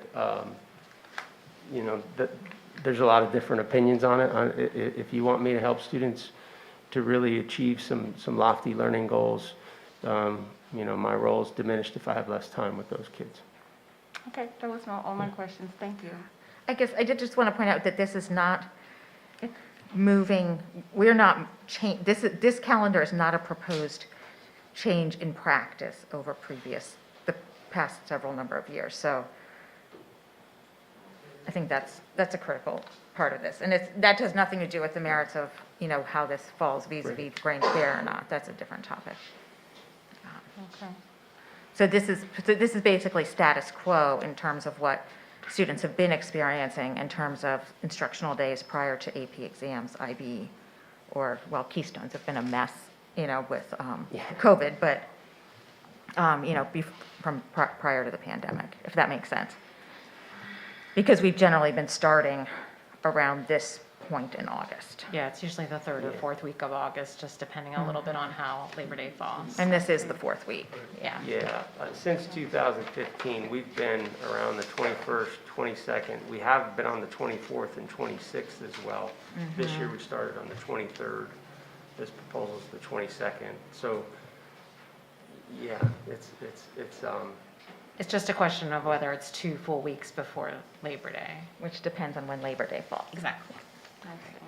Okay. Deb?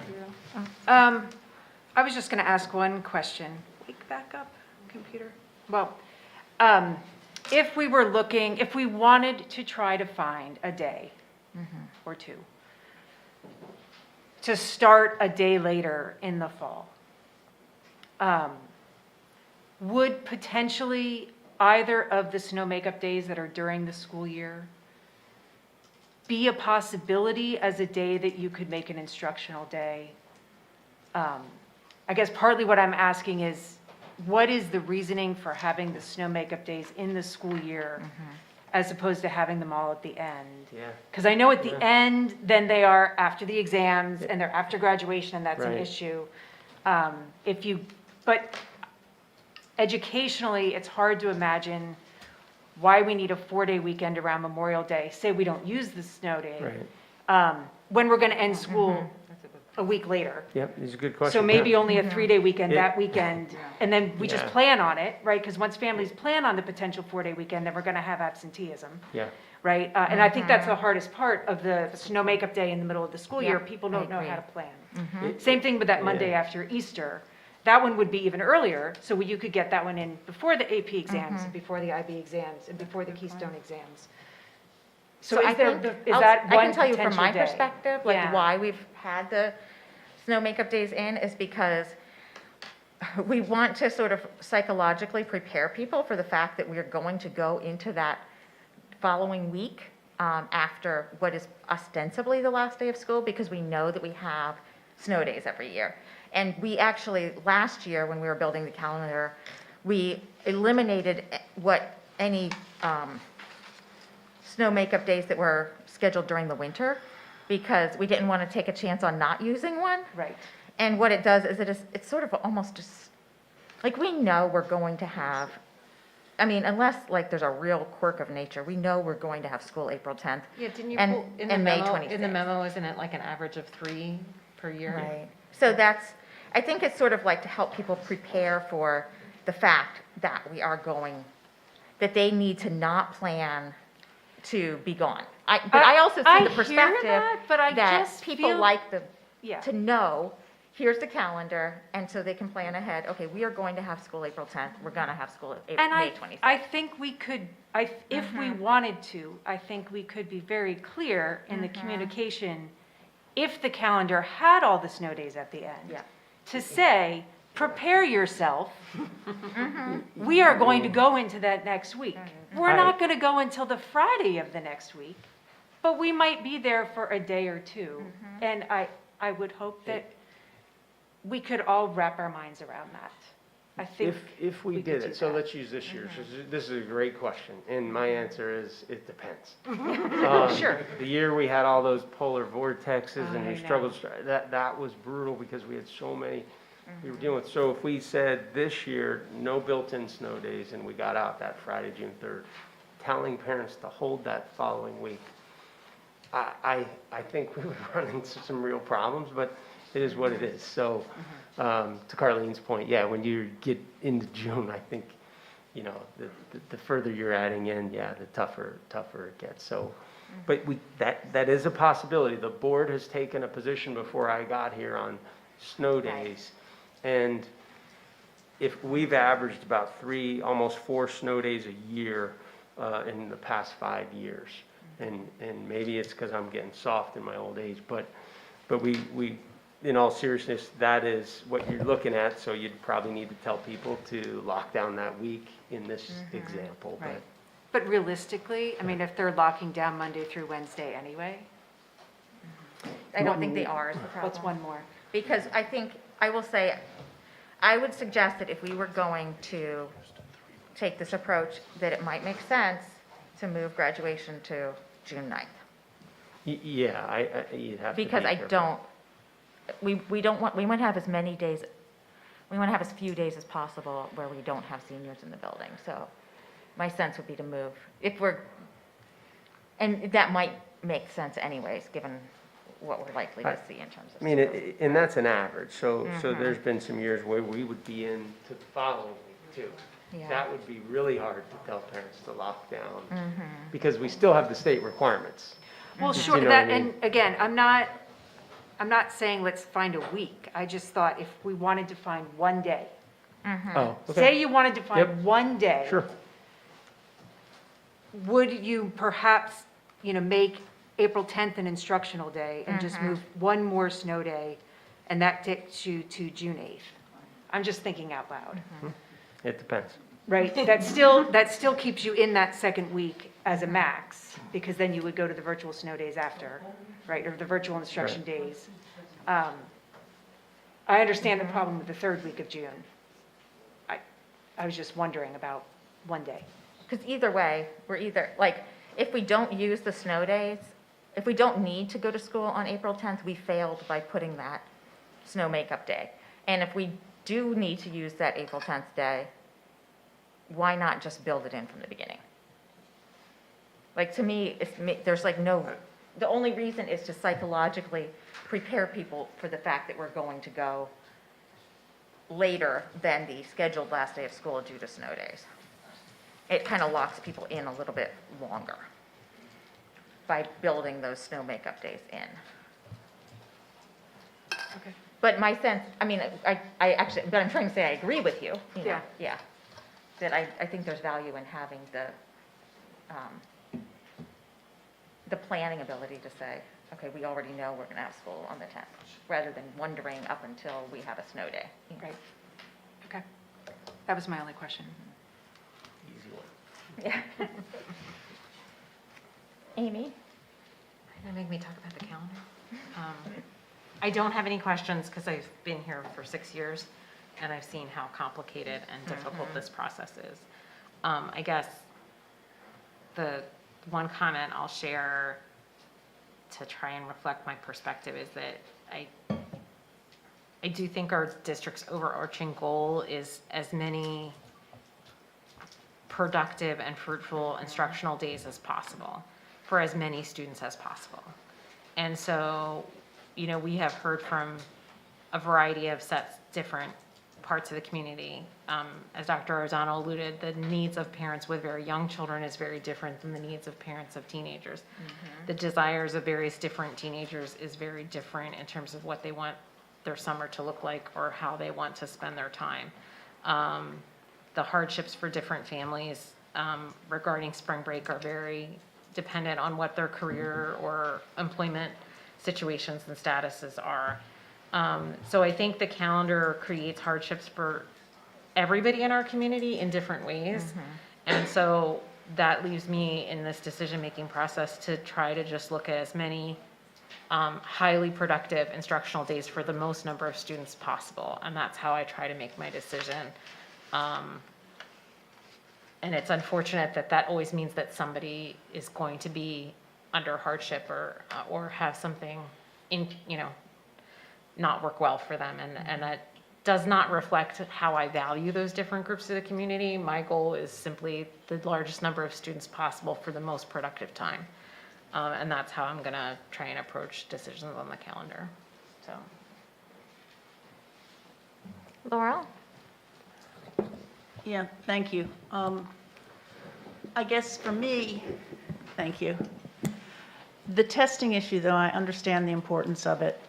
We're a district that traditionally has valued a lot of what we do in the classroom, even above and beyond the tests. And there's an extent to which May becomes a time to do important instructional things that may not be tied to testing for, I'm talking about the state testing, not SATs and that, APs and IBs. But so I think that there is still value in those instructional times, even after the testing window, as we move into May. And I also think there's a lot of value in the learning that happens during August, whether it's at Range Fair, we've heard from a number of people about, and just the different things that happen, camps and things like that, that can happen in August. So it's different types of instruction, but it's still important learning for kids. This has been difficult every year, but I did look back, and the last time that the Labor Day fell on the 5th, we started on the 30th, I think. I wrote it down. I think that's right. And there had at one time, the board, for people who don't know, had tried to put together a resolution with some guidelines, and it's always challenging because you never quite know what's going to happen, and then the pandemic comes in and totally messes things up. But the idea had been to set that we would start the year with 2 4-day weeks starting the Tuesday before Labor Day. And so for many years, that's what happened until we began a couple of years ago to run into challenges as Labor Day moved, because that's really what's guiding this, is when Labor Day is. And then to some extent also when Christmas falls, because we tie our winter holiday to that. And so if it's like it is this year, we get off quite late for the winter holiday. There's also been talk about spring break, and I agree that, I agree with the idea of having spring break when Penn State is, simply because it's our only other big employer that has a spring break.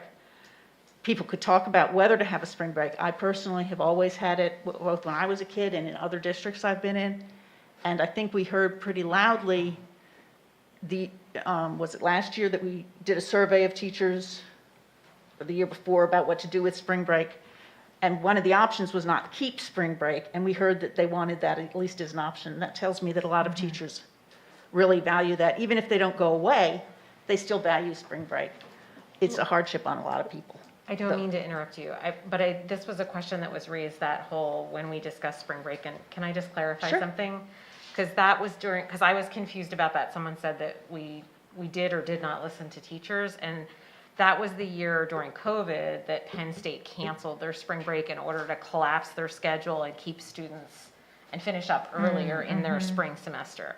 And so when they did that, that's when we engaged with our teachers, whether they would prefer to have a chunk of time or whether they wanted us to smatter some of those days throughout the semester to have some mental health breaks and breaks from technology during that spring semester. So I just want to be clear, we didn't survey teachers about their feelings about yes or no to spring break. It was unique to that particular year because we had Penn State banned and get rid of their thing. So I just because I heard some different people talking about it, and I know in some of the emails were some comments about teachers' opinions about spring break, and that was actually a very specific situation. Yeah. So I just wanted to clarify that for other board members and maybe for anybody in the public that heard something about that. So Yeah. I hope that No, did I that's describe correct. that Yeah. accurately? And it was weighted more to putting the days for some breaks. So that's why we did. Now, with that said, like anything else in the pandemic, it was divided. Yeah.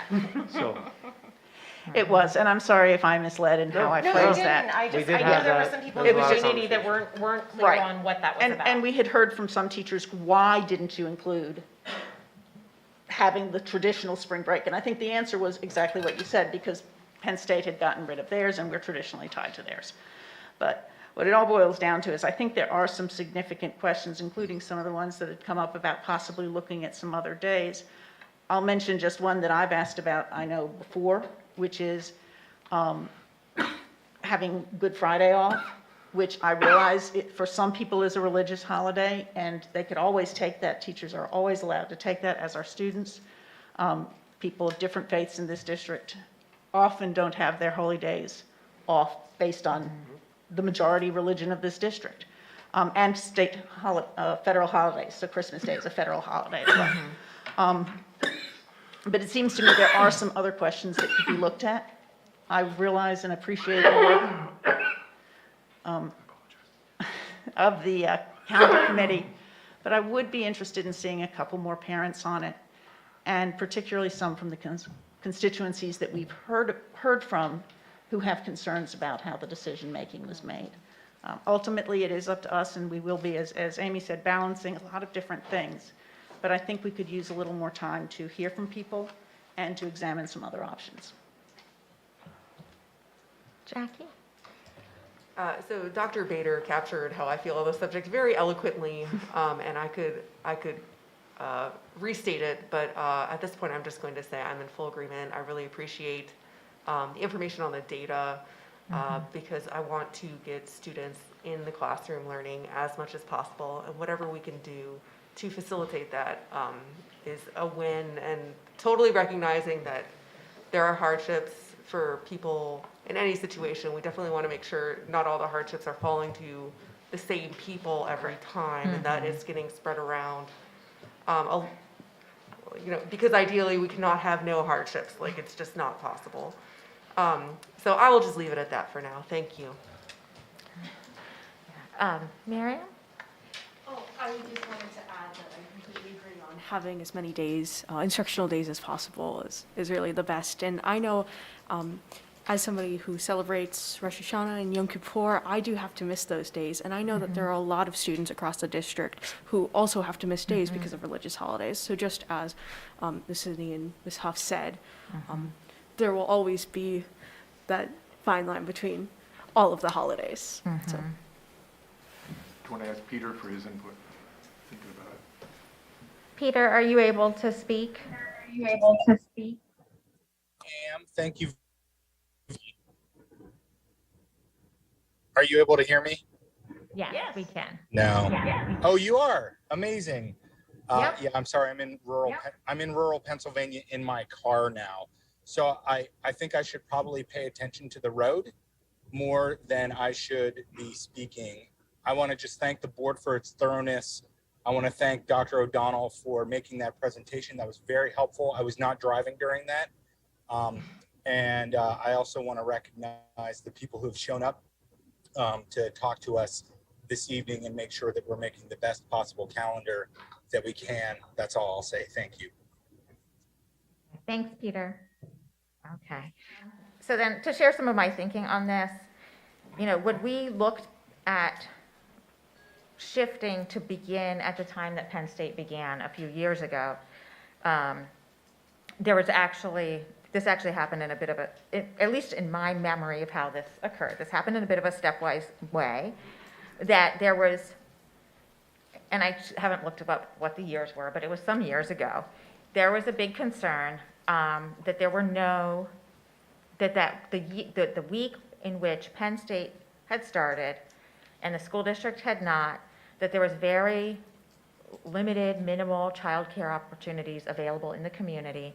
Parents with kids in the elementary age groups that were too young to stay home by themselves were really struggling to get childcare. And to be clear, it's not necessarily about when Penn State employees need childcare. It's that any parent who's working full-time and needs childcare that week, that there was a real crunch in the community because over the summer, most of the programs are being staffed by, whether it's high school students, college students, but essentially relying on the availability of Penn State students to be able to fully staff these programs. So there just simply was not the ability to have sufficient childcare available for those families that week in which the school district had not started and Penn State had started. So Right, so it was working families' needs, not necessarily Penn State family. right, it was needs. people who couldn't take off that week for wherever they worked. Right.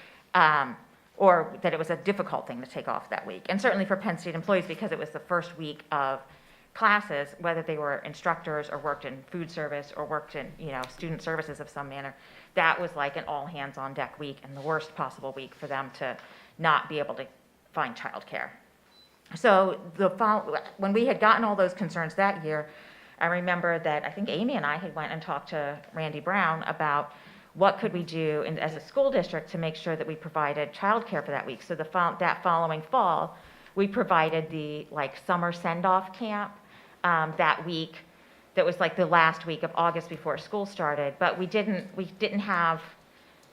provide enough spots for the number of students who wanted it. So we had to, I think we provided it first to families who were registered in SEAL. We had to have some way of prioritizing people because there was no way to staff a large enough program to meet the needs of the number of families that needed childcare that year. Right, because again, we couldn't find people willing to work that week, only that week, for the pay scale, and also had the clearances necessary to be working with young children. And because Penn State students were back in session, They weren't available anymore. Generally help staff all of these camps. They're not available then. So to be clear, that was like a major reason why I had pushed several years ago to start when Penn State began, was because of that feedback we were hearing repeatedly from parents. And happily, at that time, it was not conflicting with the Grange Fair, which apparently was just a happy accident because of the timing of Labor Day. So we went for several years without it, using the schedule of starting when Penn State did and it not being a problem. And then we ran into this situation in the 2020 Grange Fair was the first time that it would have been a conflict, but then Grange Fair was canceled in 2020 due to the pandemic. So here we came to 2021, in August of 2021, and we have this conflict now. And so this was the first year that this had really risen to the surface as a major issue. But looking forward to 2022, my concern would be, we're still going to have some of the same quandaries in terms of, elementary students that need to be supervised at that time. And schools are not just babysitters, and we know that, but this is also a reality in terms of the needs of families in our community. And then I also have really been touched and affected, really empathize with, we've received many emails from families for whom the Grange Fair is, a multi-generational tradition, and a time when people in that community, the agricultural community, or often people who've lived here for a long time, because you have to have lived here for a long time to have one of those tents, that they're able to come together, and, it's a big sort of family reunion kind of atmosphere, combined with that sort of support for agriculture. And we know how important agriculture is in central Pennsylvania to our economy, and we have really an amazing farming community here, such that really you could eat local food entirely, and you'd be able to do that here where you could not do that many other places. So we're really fortunate. So, balancing all of that, I guess I would agree with what Dan has suggested. Let's just maybe give this a little time to simmer. Yeah. I think and I had heard, that Monday, it would be August 22nd, that there's, some specific livestock shows that our students are involved in. I still feel like, to the extent that we can try to meet the needs of as many people as possible, I want to do that. I don't want to shift at this point to eliminate that week of school entirely, because I think we would really need to engage all of our stakeholders, especially elementary parents and parents of kids who are going to be taking Keystones and AP exams, to understand fully, we'd want to make sure that because we've had input from one group of stakeholders, I think others who have not been concerned about the calendar, or didn't have a problem with the calendar, wouldn't have realized that they needed to give input, or that we were likely to shift. So I would be concerned about making any major shifts without a larger community process. So I think, just in replying to your comment, Amber, it's, if I'm one of 9 board members, and our experience just throughout the pandemic, essentially, we have on occasion encountered some hurdles, if you will, in terms of our work, and some difficult decisions. And in those times, one of the things that we've heard from the community, and we've also among ourselves discussed, is the importance of listening. Not the importance of leading necessarily. Leading sometimes involves simply listening and absorbing information and learning from actually asking the community to listen to the information we're providing. And I think this evening we have a kind of a fairly broad collective view of the issues that are in play in decisions like this, as presented by Dr. O'Donnell and as discussed by members of the board, to an extent that I think going right ahead into a decision this evening, an action item like this, doesn't provide the opportunity that the community may need just to listen and absorb the information. And so I'm thinking that I don't know that now's the time to do it. With Scott not here as our parliamentarian, I'm not certain if this is. I think he's on the Zoom.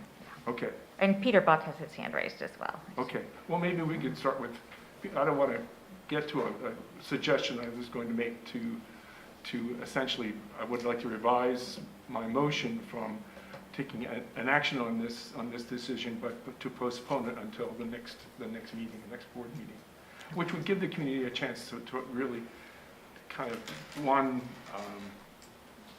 visit CNET, review this conversation that we're having again, go to the district website, scasd.org, and down to the bottom where it says Board of School Directors, hit that button, and then on that link, you'll discover something called Board Docs.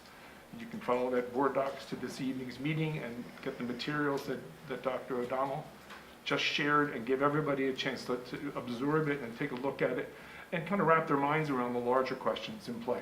And particularly to the extent that people are willing to do it, to listen again to this conversation, because there are a lot of those moving parts were discussed by members of the board.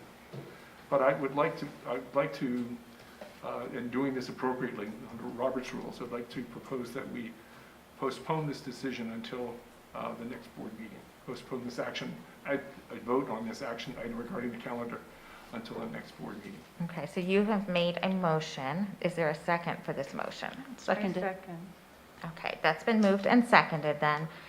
So we'll have discussion on that motion, but I want to get back to Peter because he's had his hand raised, Yes, so I'll that's good. recognize him first. Okay, yeah, thank you very much. I think that the procedure in this case would be that if Dan made the motion, that he would withdraw the motion. Yeah, I think he's right. So that's a parliamentary procedure thing. I believe that if he withdraws the motion then we would be able to just go back and then proceed with a new motion. Scott could speak to that more clearly than I could, but I believe that's the process. I agree with what you've just said.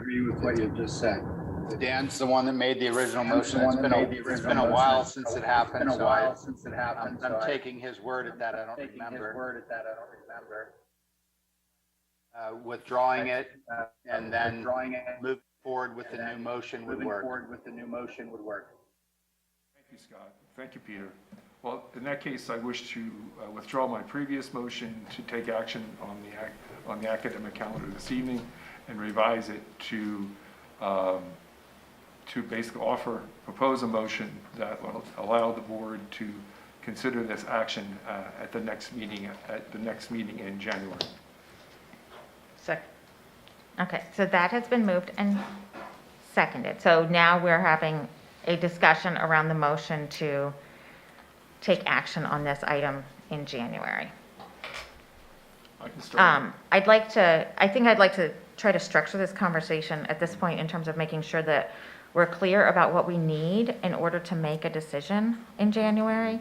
If that is that we want to, ask the administration for a revised calendar, or if that is not to ask them for a revised calendar. I just want to make sure that we're clear about what we're asking for so that we can take action in January. And I think that, just to reiterate what Amber's getting at as leadership, I think because of the numerous, frankly, I use the word burdens on the administration right now and what they're coping with staffing and COVID and everything else, that we have to be, whatever recommendation or request we make needs to be laser focused. It can't be like, can you please find X number of days? I think it has to be like, we want to see, at whatever it is, not that only 1 week prior to Labor Day, or we want an extra day in that week like Debbie brought up, or we want, it has to be really, really defined and really, really laser focused so that either this calendar comes back next time or there's like one change. And I mean, I can't force you to do that, but that would be, I think, our request in fairness to all the work that's gone into this and the understanding of how complex it is to put it all together. So we just have to be. I just don't want to make extra work for anyone the week before Christmas. Right. I just, if you're going to make a charge to me and you want me to go have a forum or something, I don't want it to be who has the highest decibel rating, right? There needs to be, to Amy's point, a clear focus if you're going to give me a charge, because the many opinions, if it's open season on the calendar, there are many, many opinions that will gladly weigh in on this, and it'll be the main thing, no doubt.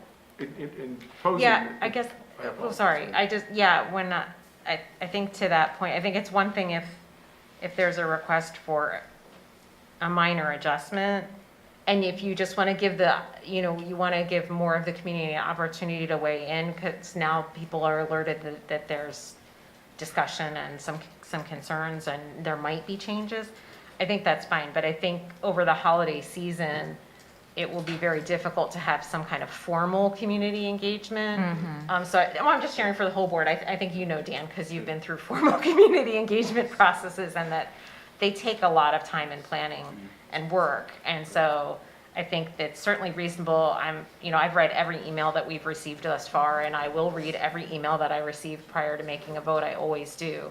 But so, or if I see someone in the community or engage in some other manner. But, so I just want to be careful of the words we use when we say, listen to the community. I think those would be the venues, and public comment, which, by the way, we will still have on the item. Amber and I did talk about that, and, even though we may table this, we know people came tonight to speak on it. We certainly will give them an opportunity to share their thoughts. So yeah, sorry. But I just, for all the board members, we just have to be clear about the words we use about what we mean by community engagement. That's something for us to do potentially with the community, and not to ask, I have a quick question. and Sure. it's just for my own knowledge. Does Penn State offer any childcare opportunities or options? Not for school-age children that I'm aware of. Well, that's not true. Shavers Creek Camp is run through Penn State University, but that is not at this time frame. And Gretchen. and they have an art camp too, but that also is not offered. Yeah, they late in wouldn't August. during the But time pretty that much all the students- Penn State camps that are available are, They're in not Science on- U, they all end early August. Yeah, all or- of those are not, like, Childcare options at the campus like some universities do. That was right, they do, but it's for like preschool and, infants, toddlers, preschoolers, but not for school-age children. Their summer camps end before students return to campus for the beginning of classes. Yeah. In a conversation with Gretchen, she couldn't be here this evening because of an illness in her family. But in chatting with her as a representative from COG, she talks about the Parks and Rec representative who manages and oversees the summer camps and so on, works on that schedule later on. It happens in February, from what she was saying. The point in raising that, she was trying to say that there are ways in which that schedule could align with these time frames that we're discussing in terms of when we open school and the availability of activities for kids through the Center Region Parks and Recs camps. Right. So that was one of the things And that she thought there might be some value in I think bringing in. I think it'd be worth into the conversation. talking to her. I think we might run into the same concern in terms of Penn State students Right. staffing Right. those camps. I know once Penn State starts up again, they find it almost impossible to keep the pools open during the day because they don't have enough staff to keep the pools open, so. Just think about what, I really was not thinking about revisiting and from the bottom up the calendar. I would never want to burden the administration in that way. I don't think we have, even in an ideal world, you could have maybe 1 or 2 coffee meetings or whatever, but that's not going to happen. We just don't have the time. There's so many competing responsibilities that really can't happen. In raising this, what I was really concerned about was the precipitous way in which we can be perceived in terms of making decisions, taking action, as in terms of some of the other touchy decisions we've had to make. And I was just hoping we'd just put the brakes on a bit, give everybody in this conversation a chance to kind of listen and breathe, and learn from each other, particularly for the community to learn from Dr. O'Donnell's presentation and the conversation we had up here, but to really learn about the complexity of decisions like this before we get together again.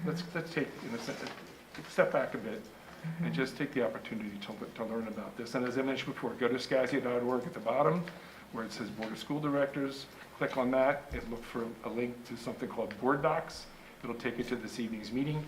And there should also be, I think, a link sooner or later to the CNET recording of this as well, which happens, typically linked at the same location. So I don't want to charge anyone. I would charge the community essentially with helping out. Help us out by doing that, by learning about these issues, which we deal with at a more detailed level. But I think the community needs to join us in terms of taking a look at these competing issues, competing responsibilities, competing equities when it comes to working on these kinds of decisions. So anyway, that's my thought. That's what's driving this. Laurel? Yes, I did second Dan's motion. I certainly think that doing it at the meeting in January would be preferable, so we do have some more time to absorb this, and people have time to look at the videos, see the different statistics. But I will say that when I looked around, and I did search around both our area and the state, our cohort communities, and most of them have not yet adopted a calendar. It looks like they tend to towards the end of January, early February. We've done it this early based on that old resolution, which suggested that we should make a decision by the end of January. But I think it's fairly compelling to hear what some of the Parks and Recs camps, it's been a while since I had to deal with this with my own children, but I think that would be worth hearing. And it might also be worth asking the people who were on the calendar committee to look at some of the concerns that have been raised, and perhaps getting some of the people who have written to us to maybe elect a person to, or suggest a person to serve on that committee. It used to be the case that committee did have Grange representation. I think that's fallen off. We do. We actually invest highly in the ag world. We're one of the only high schools in the region with a full ag program in the building, so we do have representation by our engaged community in relationship to the Grange. With the So calendar committee? Yeah. Mhm. Okay, thank you. Our instructor. And that's helpful to know. I think that's important for people to know. So I just wanted to make that comment that we'll obviously, we've got a motion to revisit this in January, but I also want people, that is a pretty tight timeframe with the holidays coming up. And there may be some compelling reasons even then to say, you know what, we have in the past sometimes postponed things. We may not want to. We may hear from people, after we've looked at all of this, we think this is the way to go. I don't know what we'll hear. Okay. Well, So I want to I heard from Dan and Laurel about wanting to ask questions of CRPR, but I want to make sure I actually understand what the question is that we would be asking. This is Gretchen. Gretchen was just, Gretchen suggests involving the members of the CRPR staff who really create their schedule, that we finding ways in which they could inform us or communicate with us,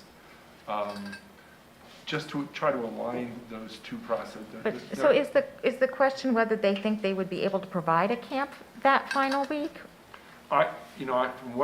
From what Gretchen was saying this year, that they would not go through that process until February. Right. So, But I think in previous years, the concern has been staffing.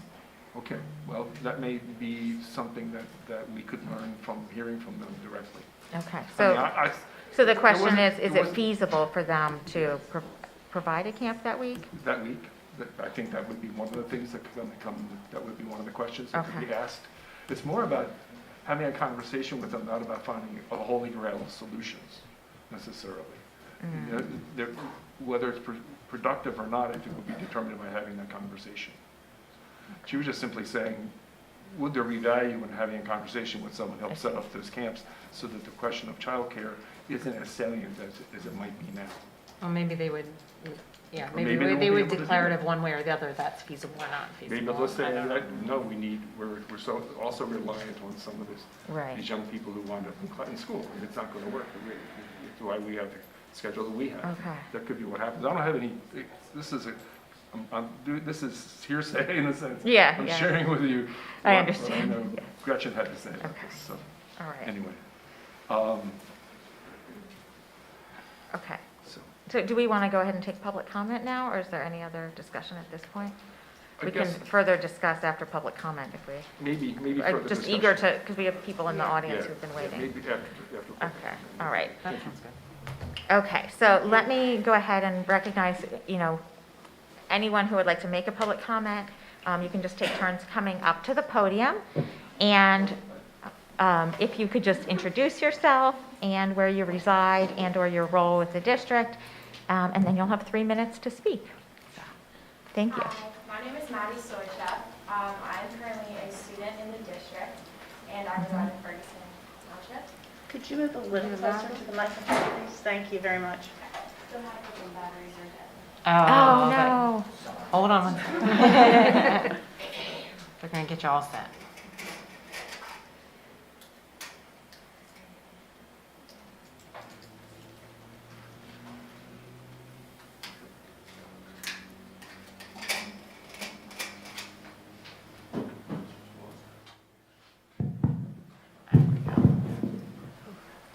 so my name is Maddie Stoychev. I'm currently a student in the district and I reside in Ferguson Township. First, I wanted to thank you for your time and consideration regarding the 2022 academic calendar. For those of you who don't already know, my name is Maddie Stoychev. I'm a junior at State College Area High School and the 2021 Center County Grange Fair Queen. Tonight, I'm here to not only advocate for those involved in showing, working, or attending the Grange Fair, but also to advocate for the future of our Fair Queen program as well as the future of agriculture.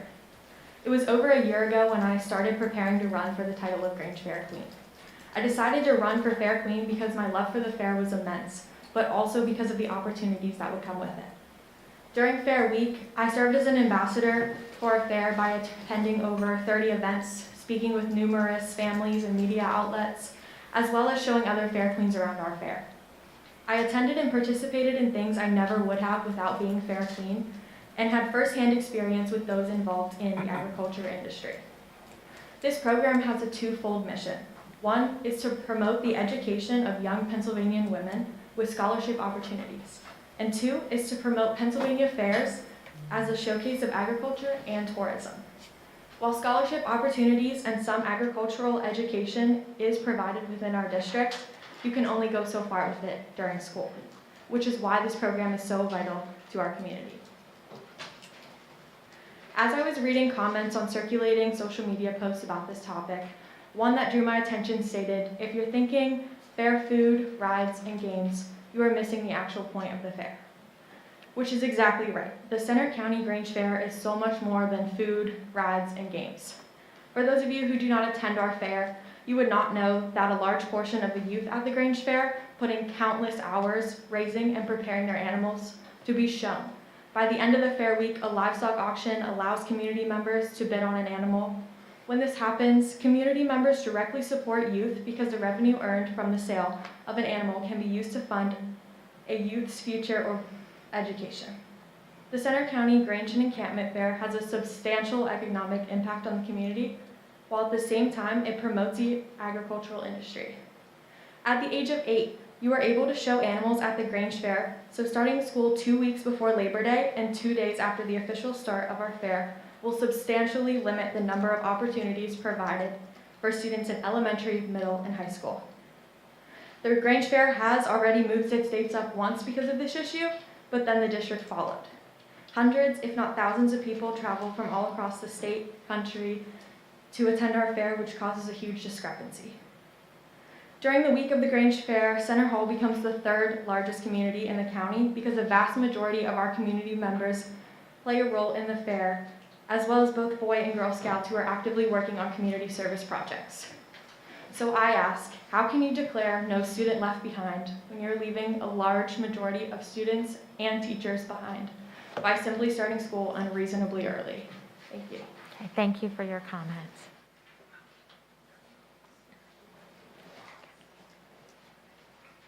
Okay, and I just want to note that I will take comments from those who are waiting to speak online as well, but I'll get everyone who's in attendance here first.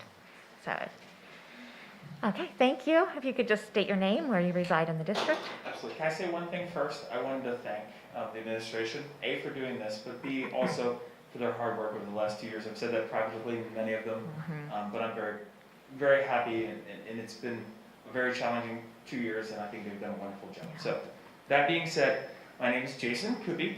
I'm a parent of 3 4-H children, one in the high school, one in the middle school, and one in the elementary school.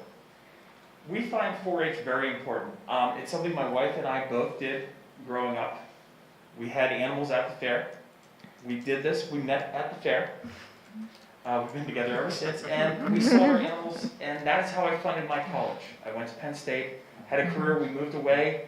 I was in law enforcement. We moved back to this area because of things like the Grange Fair.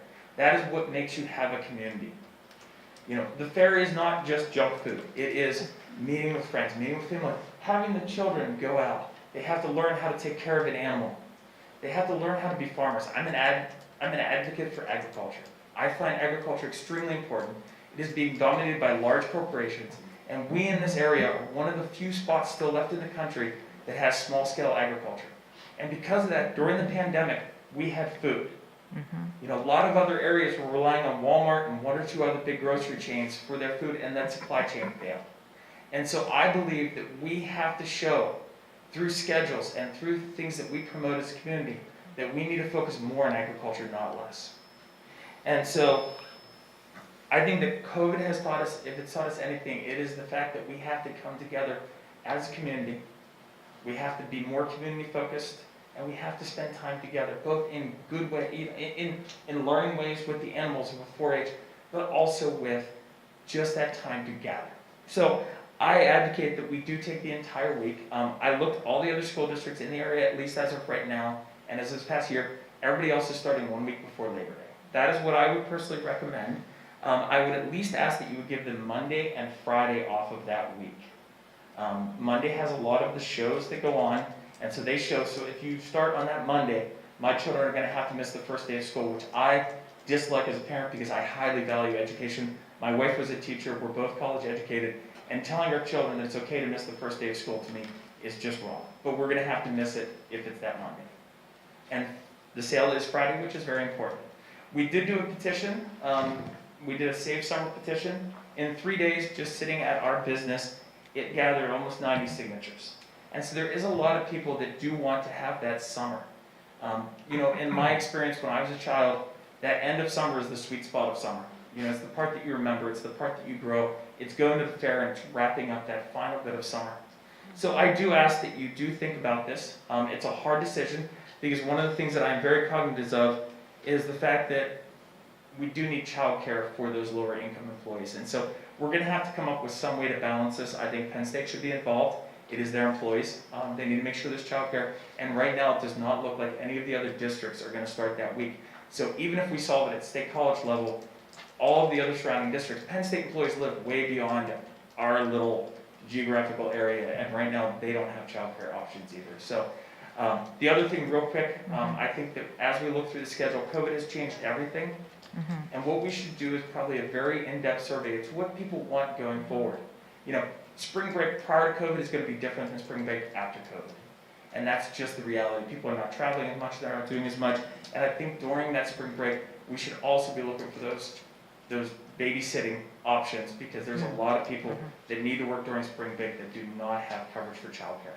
So we need to look at that week also when we're thinking of those low-income employees needing to take care of the children. Thank you so much for your time, and I Thank you, appreciate Jason. all of you doing this.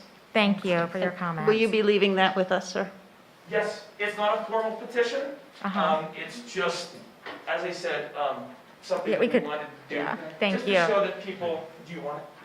Yeah, we'll file it here. We have a way, like, we can put it in the As I meeting. said, it's not super the formal, official- but it was just a way to show that there's a lot Yeah. of interest Mhm. in trying to save our summer. Thank you, Jason. Thank you, guys. Anyone else here who'd like to make a public comment, you can come up to the podium.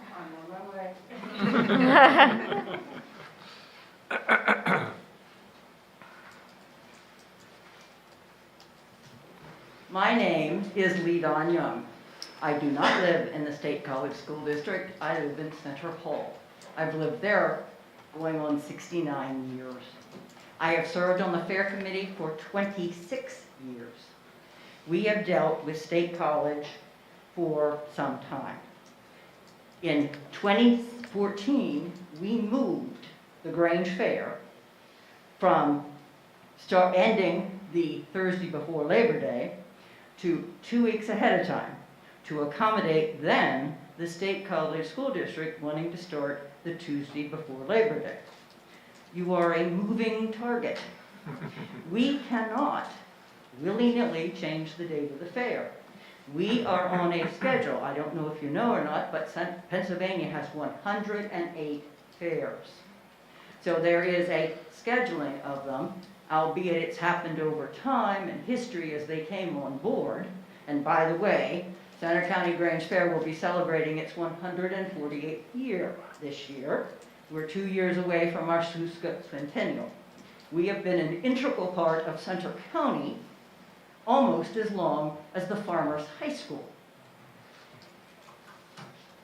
There are several issues. I'm glad you've given us more time, I find it somewhat incredulous that only 27 students missed school to be at the fair last year. I certainly saw more than 27 children from State College School District at the fair last year. The livestock sale that our queen made reference to brought in $324,000. That's how much that was the total. Numerous State College students got several $1,000s out of that. You heard Mr. Coopy say it helped to fund his college education. That happens to a great many students. I did not have the time to find the addresses and the amounts for those in the State College School District. I have not had a time. We have over 8,000 items that are entered in the Grange Fair. I did not have opportunity, and I certainly will take that to be able to give you input later. How many of those 8,000 items are put in there by people who live in the district of State College, and they're wanting to be there to attend the fair along with their items. There's been much mention about daycare.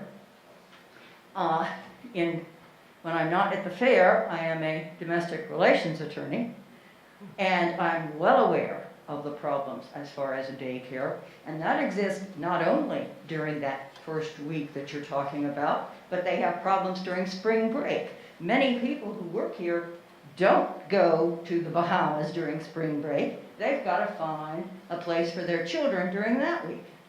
I know one time when we changed for the schedule, it ended up that you gave 4 days off in October. Every Friday in October, the children did not have school. Ma'am, We're talking about those days when you're saying about it's difficult for people to find daycare for their children. Boom, Ma'am. what do you do with them on those 4 Thursdays? Ma'am, we're at time, but I do want to clarify about when we have days off in the middle of the calendar like that, those are in-service days. So we are required by law to provide in-service days. I understand, but as I said, I do remember when there was a schedule that started, at that time, it was always the day after Labor Day. Okay. And you got out, and somehow those in-service Yeah. days were accommodated. Well, yeah, this is quite a puzzle to put together, so between the state requirements. I'm well aware of the competing. Okay, interests. thank you, ma'am. Thank you. Thank you. Okay, is anyone else here who would like to make a public comment? Yes, okay. If you could just come up to the podium and then state your name and where you reside in the district. I'm Katie Coopy. I'm right now an 8th grade student who does take animals to the fair. And I spend the entire summer raising those animals, and I find it very difficult to have to choose between going to the fair with those animals and getting an education. Those days are very important to me because the continued animal, taking care of them through the fair still continues, and I would have to choose between school and doing that. And it's just it's a very difficult to try and figure that out. And I appreciate all of your comments and everyone's taking this into consideration. Thank you. Thank you. Thank you for sharing with us. Okay, anyone else here who would like to make a public comment? That I see on our online attendees, Michelle Shellberg. If you'd like to unmute yourself and introduce yourself, then you may speak for 3 minutes. Hi, my name is Michelle Shellberg. I'm a parent and I live in Half Moon. I just want to call and support the students, the 4-H agricultural artists, those that attend the Grange Fair with their families from long traditions. And I would like to suggest that if for next year you couldn't grant the whole week off. I think last meeting, we talked about a soft start, maybe moving to having the Friday off. But I'd really like you to consider having the Monday off as well, as that is the free student day. All students attend the fair free on Monday, the 22nd.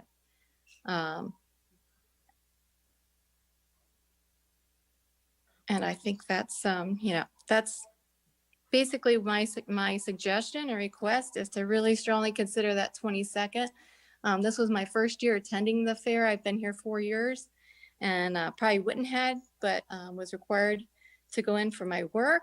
And I was amazed by how many students were there and the activities, the art, not just agriculture and 4-H, but there was artwork and music, all kinds of opportunities that I think are really important during this time.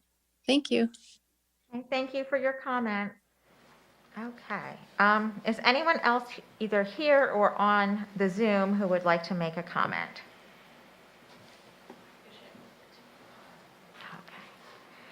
Okay, if you could just introduce yourself, and then you'll have 3 minutes as well. So my name is Megan Coopy. I'm Jason's wife, so you know I have 3 kids in the district. I live in Half Moon. The only thing I wanted to point out is I very much also appreciated Dr. O'Donnell's presentation, because I think that's the kind of information that is lacking. For some people, they feel like, as you said, you don't want to just seem like we're willy-nilly making these decisions at the detriment of a segment of the community, and obviously we represent the kids, but also the agriculture. So I did appreciate that. The one thing, though, that concerns me is that sometimes data can be skewed a little bit based on how we want to see it. And my concern in watching your presentation was that last year, as you said, was the first year that the schedule, whether it was new or old or however you want to look at it, was messing with the fair, if you will. And I think what I have heard a lot, because we do the 4-H, but I was also a teacher, so I was in the schools doing some volunteering and things, and a lot of people said that they made the choice to not send their children to the fair. They had to make that choice. Right. So there were children who are equestrians. They don't have to take their horses to the fair, but then they miss that opportunity. So that 27, as LaDon said, seemed unbelievable, I think because it is. There were people who would have loved to participate, but because me as an educator, I also value education of all sorts, I want my kids to attend the first day of school, but I also want them to have the agriculture experience that I had, which is now how I have a successful career. And so that 27 sounds like, okay, it's not that many kids, the percentage is really low, it only made the attendance go like 0.7%. But that's inaccurate in that this is the only year where it has conflicted, and parents did make a choice to value education. And I think that's what parents are frustrated about, is that we feel like we're making choices, but we're forced to make them when they shouldn't have to. That's my concern, is that number is legit because that's what happened this year, but it's not what people wanted to happen, and to give their children both opportunities is really what we're looking for. And I think that's what everyone's looking for. They want the opportunity to have spring break, but to also have a fair, but to prioritize their kids' education and still get them off to college on time. That's ridiculous, honestly. Like, that is It's a lot. crazy, okay? It's So a lot. we totally get it, and we appreciate you all, but I do think you have to be careful when you make your final decision to put all things into things. Numbers look good, but sometimes you have to also listen to your heart, and so I think your job is so difficult because you have to balance. And that's all I'm asking, is that you take those numbers and you take that priority of education, but balance it with out-of-the-box education, which is what Laurel said, and I so appreciate that. There are things that are educational that don't fit into a building, and so that's what I want you to look at, and I just really appreciate your time. Okay, thank you, Megan. Okay, anyone else who would like to make a public comment? Okay. I think to, Oh, yes. clarify the educational trip forms that we pulled, even, the data of the first week is a little different than a 2-day spring break week, obviously, but we pulled the data of what parents have chosen, whether it's the first week, we had 27 students who submitted the ed trip forms, and then you know, when we pulled the spring break data back from when we had school during that week for a couple days, it was only a couple days. So they're two totally different context points, but they are choices that family made in those scenarios. So that's why we pulled it. And then we did put the 2018 data on there to just show, hey, what was it like when there wasn't a conflict? Just to be, just share what we know. Thanks. Hi. My name is Emma Coopy, and I'm the last member of that family, so. But I wanted to talk about a different point, because I know you've heard a lot about agriculture and that kind of thing. I am a student who takes 4 advanced or AP Place courses in my high school career. I have taken them for 2 years now, the same courses, all advanced, 2 years in a row. And last year, I was one of the students who had to balance in the first 3 days doing a sport and that was having required practices because of the timing, and AP courses and the fair because I also show animals. So I had the 3 things that we've been discussing all at one time. And the overlap of school and the fair was awful. I had so much overlap that I was doing my homework in my family tent. And it was a struggle, and as much as those 3 days are important, I did survive. I am doing perfectly fine, and those 3 days really started off the year in a weird and wonky way. And so I think that those 3 days, although they are important for educational purposes, I was able to still fully get my education 2 years in a row. But it made those first 3 days where there was a hard overlap, this struggle that began the year. And so I think starting super duper early and overlapping the fair and school is setting kids on the wrong track at the beginning of the year. That's kind of it. Thank you. Thank you.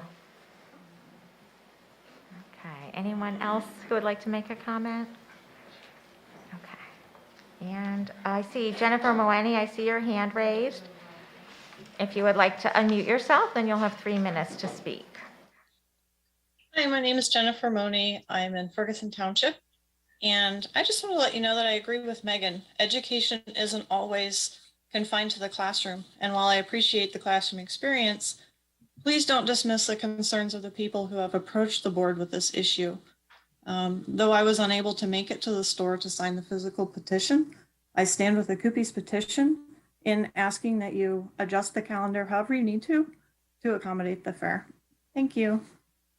Thank you.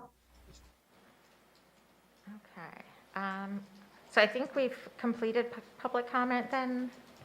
I'll leave one more moment for anyone online.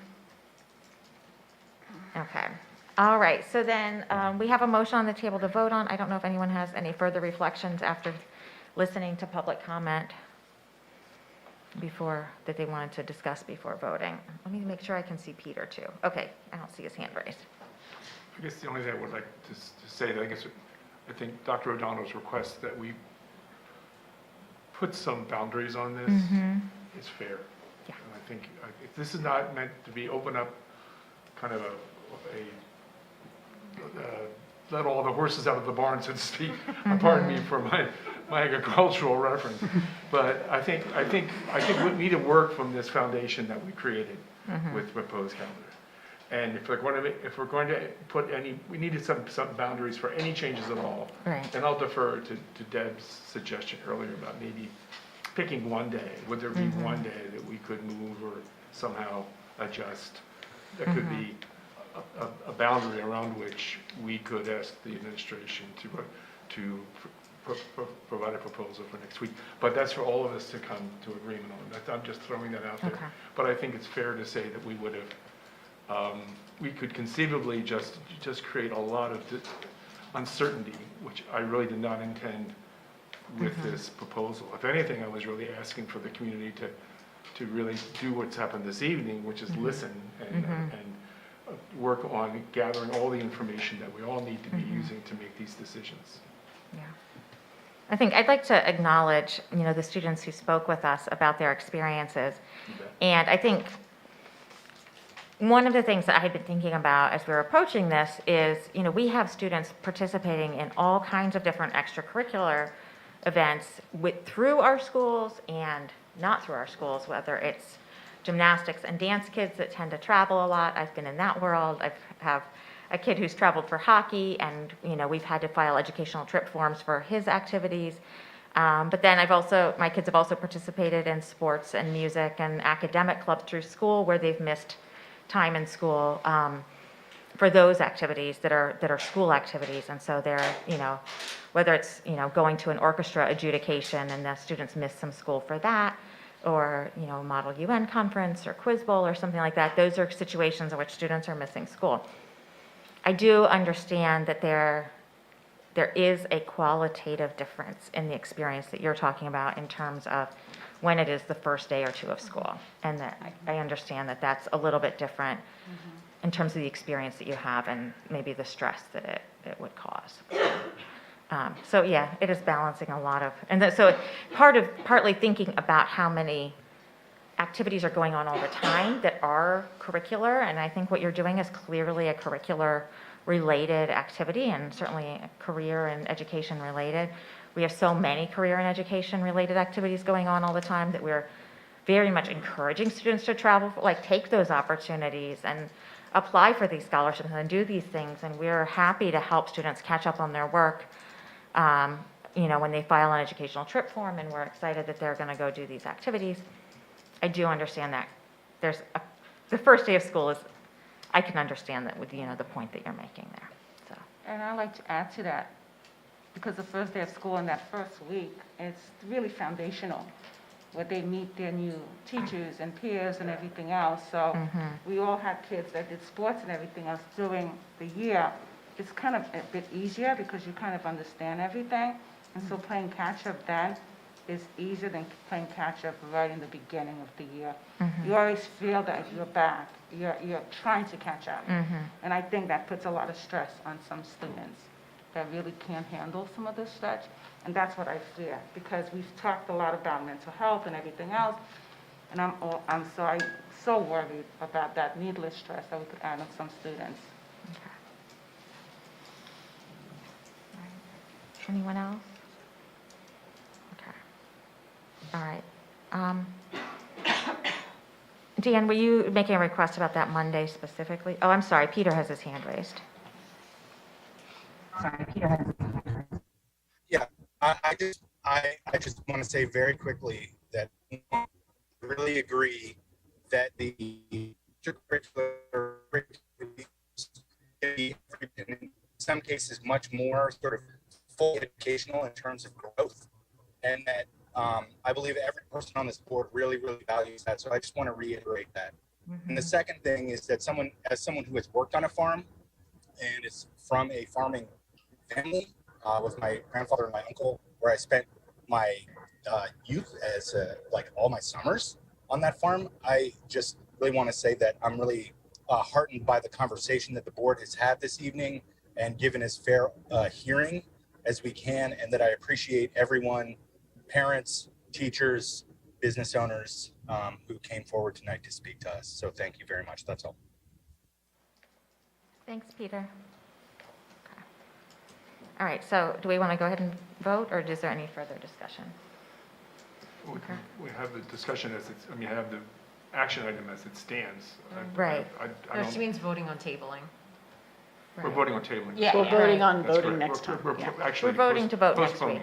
Voting to postpone the action item until the next meeting in January. Yeah. I guess I just want to get as much clarity as possible on what we need next meeting. Yeah. And so I'm reluctant to leave this conversation without clarity on what the board expects at the next meeting, in terms of what you want us to bring back to you in terms of a calendar proposal. And the only thing I mentioned earlier, which is that I think I would, in a sense, defer to Deb and her idea that we would just changing one day. It might be the very first day of the calendar, but changing no more than one day. Putting some boundaries on this so we don't add to everyone's burden and trying to rebuild the schedule. I'm not suggesting that at all. And these are my thinking about this. I think this was an opportunity for community involvement, for sharing critical information, people, and catching people up, if you will, on what's going on, but also we also don't want to, again, we don't want to let all the practical boundaries fall away in this as well. We really need to be laser focused in terms of what change we might ask of the administration. And I think it might be in terms of identifying perhaps one day in the calendar if they wish to move or change. So are you asking for that Monday, the It could be that Monday, 22nd? based on the feedback we've received this evening, but we're not hearing from everybody, obviously, we're just hearing from us. If that's what you do, I'd like you to give us direction and, you know, that you're in essence, because we know we average 3 to 4 days a year, you're in essence putting a day on the end in June. Right. So if you do take the snow day, I mean, it's not a guarantee. Right. But the history of it says that's where it's gonna go. Will be And it is one day, I get it. To the end of the year. But from a value of what's that day worth with the data that we have to look at, I'm one that's of where mine, I'm so coming I'm from. interested to hear other people's perspective in Yep. terms of what. I mean, that's where we clarity should if go. that's what you do. Yeah, I think there would be clarity in that, for sure.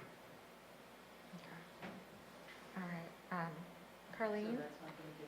Yeah, I do think that it's worth a consideration to see where in the calendar we could all go back and take a look at it from what we've heard from, you know, the audience over here. I think that it's a good idea at least to consider it, and then we could, you know. Okay, so to take, so just to make sure we're all on the same page, that the proposal is to take the 22nd and move that to the 23rd as the first day of school. And at the same time, move the snow day from April 10th to June 8th. Yes. I actually, and this is the problem with trying to do this on the fly, which is Right, why right, I am which is why we're concerned trying about to- a right. deadline. If we'll try to get this done by the next meeting. Because I think maybe it was Deb, I can't remember, someone talked about that Friday before Memorial Day is really just, it's kind of odd to have that 4-day weekend and then 2 weeks later end school. So I'm reluctant to really say we will do this. I think that that's worthy of a discussion with our faculty for one thing, or with our faculty representatives. And that's why I suggested that we might want to talk to the committee again.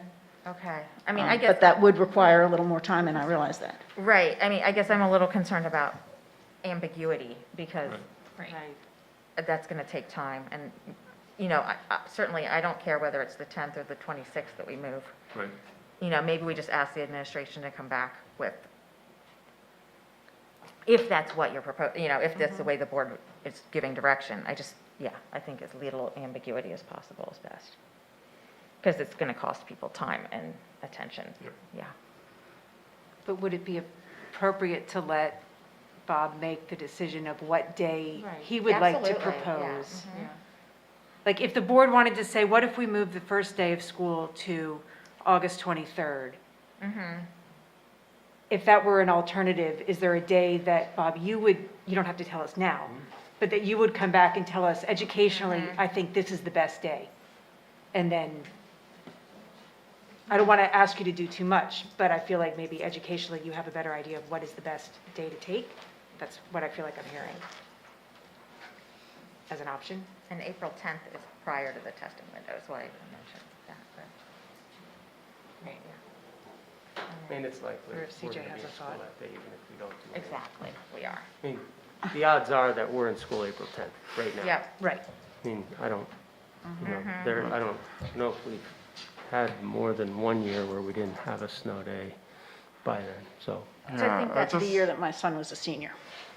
Just want to let you know, when you change a day, especially when you're changing, like, for example, the August 23rd, making that a day off, and then making April 10th, you're moving the amount of days per marking period.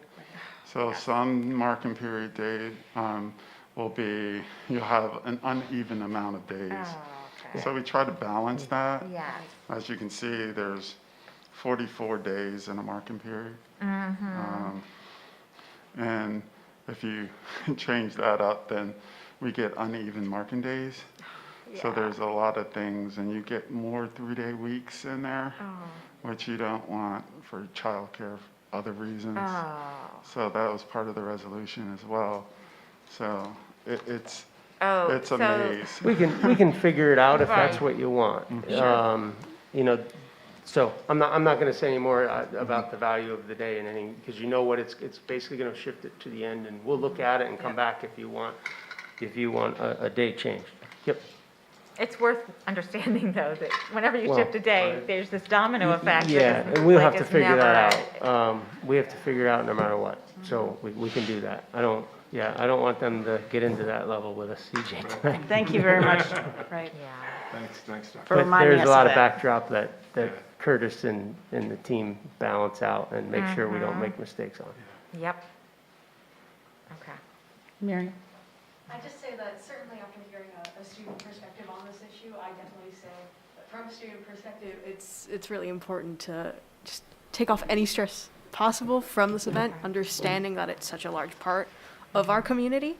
So I definitely think that if we are able to figure it out, and I understand, especially just what Mr. Johnson said, having to work out all of these issues and adding that extra stress, but from what I've heard, I definitely think it's worth it. All right. Anyone else over here?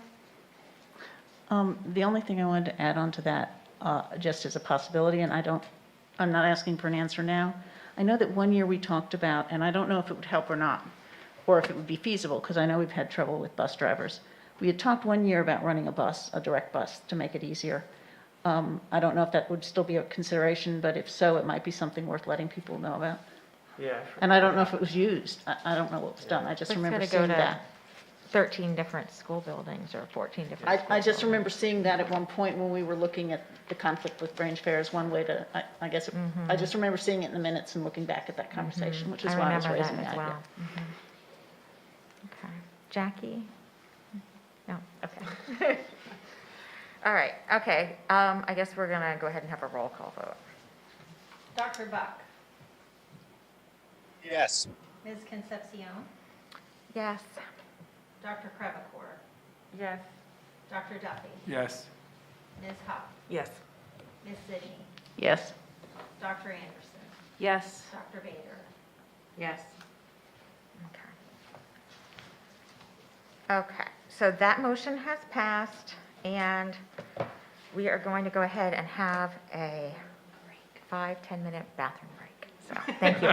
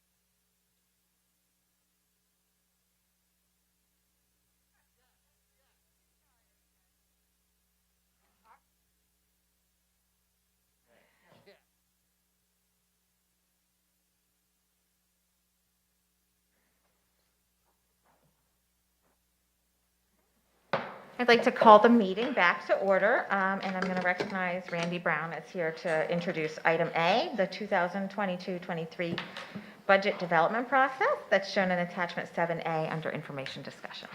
Thank you. And Donna Watson is still joining us remotely as well.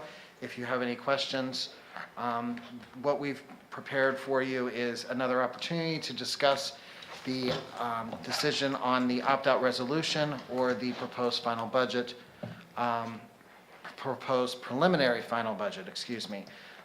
As you should remember from the last meeting, the accelerated opt-out resolution is what was recommended in our last discussion. This would notify the community as well as the Department of Education that if there was a real estate tax increase, it would be at 3.4% or less. And we have provided, in this packet, we've provided the actual resolution that you would vote on if you should choose. There's also comparative statements for the 22-23 proposed final budget as has been presented so far. These are comparing a budget that was included in the 21-22 budget development process back in May, June timeframe, then a Finance Committee presentation on October 13th, and then now a board presentation from December 6th. So there are some differences and with notes of explanation in those comparative statements for you. Again, we know that there have been some extraordinary expenses. There's also been some extraordinary relief. But because of the last 2 years not having a tax increase and then some additional costs that continue to rise, in order to maintain our current programming and complementing effort and operating expenses without significant cost reductions, we're proposing a 3.4% tax increase, especially given the out-year projections.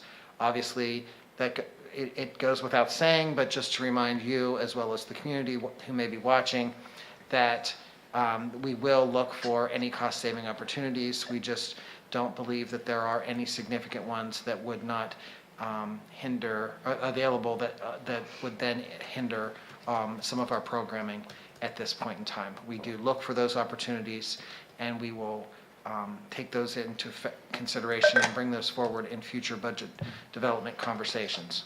So I know that this is very early in the process for many of you, and as far as a first time, it's also very early in our process of looking through the very different parts of the budget, and we're just finishing out the last year, and also at the same time getting ready in a very detailed manner all of the different budget requests from our budget heads, and they were sent their worksheets last week, and they will be completing those by mid-January, and then we'll be continuing to combine those and continue to calculate what we believe that proposed final budget will look like for you for later in the year. So we're not asking you to set a tax rate, we're asking you to set a not to exceed, and that allows us, that's one of the two choices you have, and we believe that will allow us to do the work that we need to do, and also complete the process in the PDE timeframe. Anybody have any questions? Donna, did I miss anything that you felt that was necessary for us to discuss at this time? No, thank you, Randy. All right, I don't have any questions, but I think I want to reiterate that we have, going into our next item with capital planning, that it's really important that we, as we do this budget planning, that we keep an eye on both, the resources we need to put into maintaining all of our nice new facilities that we currently have, as well as keeping an eye on, getting Park Forest Middle School done in a timely manner. And so that, as we're deciding on a tax rate, I think we should be thinking about ensuring that we're able to invest as much in capital planning as we need to be able to meet students' needs and not run into a situation where we're chasing our tails at Park Forest Middle School to try and repair things that need to be replaced instead. So. Well, we as a district as a whole have some experience with that, but They our do. new physical plant director and assistant director do not. So Right. yes, Yes. but I agree with that prioritization. Mm-hmm. Thanks. All right, so then should we move on to item B with the capital planning update? Let me just make one comment in regards to what you just said. Sure. And that is in the 22-23 budget, we do return the capital reserve transfer line, and that will be the first time in 2 years that we'll have done that. I So that is, I think that's important, and that It's shows crucial. our commitment to move forward and to prioritize that project Yes. out there. And not only that project, but now we have some looming concerns about Metamucil Middle School as well that we have to keep in mind, because we know we've had some envelope issues with that building that may need to be addressed. Yep, and when we get to the next item, we can talk about I that a figured little it was in there, but I thought I'd bring it up just in case. I No, didn't. you're fine. I wasn't at that committee meeting, so I wasn't sure if it was in there. Yep. And I just want to clarify what you just said. If my memory serves, 2 years ago, we did have that line in the budget, but then when COVID hit, we had to respond to that immediate concern. Correct. And then last year, or I guess this year, we're dealing with that, so. Correct. That is correct. You're right. 2 years ago, we did have it in there. We chose not to transfer. You approved that recommendation from us in order to be more responsive to COVID. And also, this year, in order to help us be more responsive to our current situation, we did not include that in the budget proposal. You're absolutely right. So it wasn't 2 years that it wasn't in the budget. It Right. was just one, but it's been 2 years since we've Right. actually completed the transfer. Thank you for clarifying. That was good.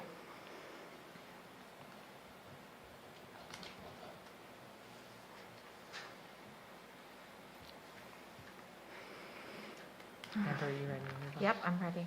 Oh, okay, Yeah, sorry. Sorry, I thought I'd already introduced it. Okay, so there is a brief slideshow that is on your screen there for us to talk through. Again, there is a greater deal in-depth information in the memo, but we're going to hit some of the highlights. As you read the memo following the presentation, if you have any comments or questions, we can be happy to touch base on those. This is a project that Donna Watson and I are working very closely with Mr. Fisher on, and we are, we're talking about our commitment to capital. You can go to slide 3, please, Nabil. And it's talking about the Capital Projects Fund, which is where we fund our minor capital projects or deferred maintenance. It talks about our Capital Reserve Fund, and then also we'll touch on debt service briefly. Obviously, this is a conversation that we need to have. We want to have with you to bring you all up to speed and to work forward attacking some of our capital projects in different ways. The next slide says, but not a primary purpose, but a timely purpose of this conversation is because in this document, in this presentation, are several projects that we would like to bid for completion this summer or worked on this summer and then completed later next fiscal year. And so that permission to bid those items will be an action item on January 10th at your next meeting.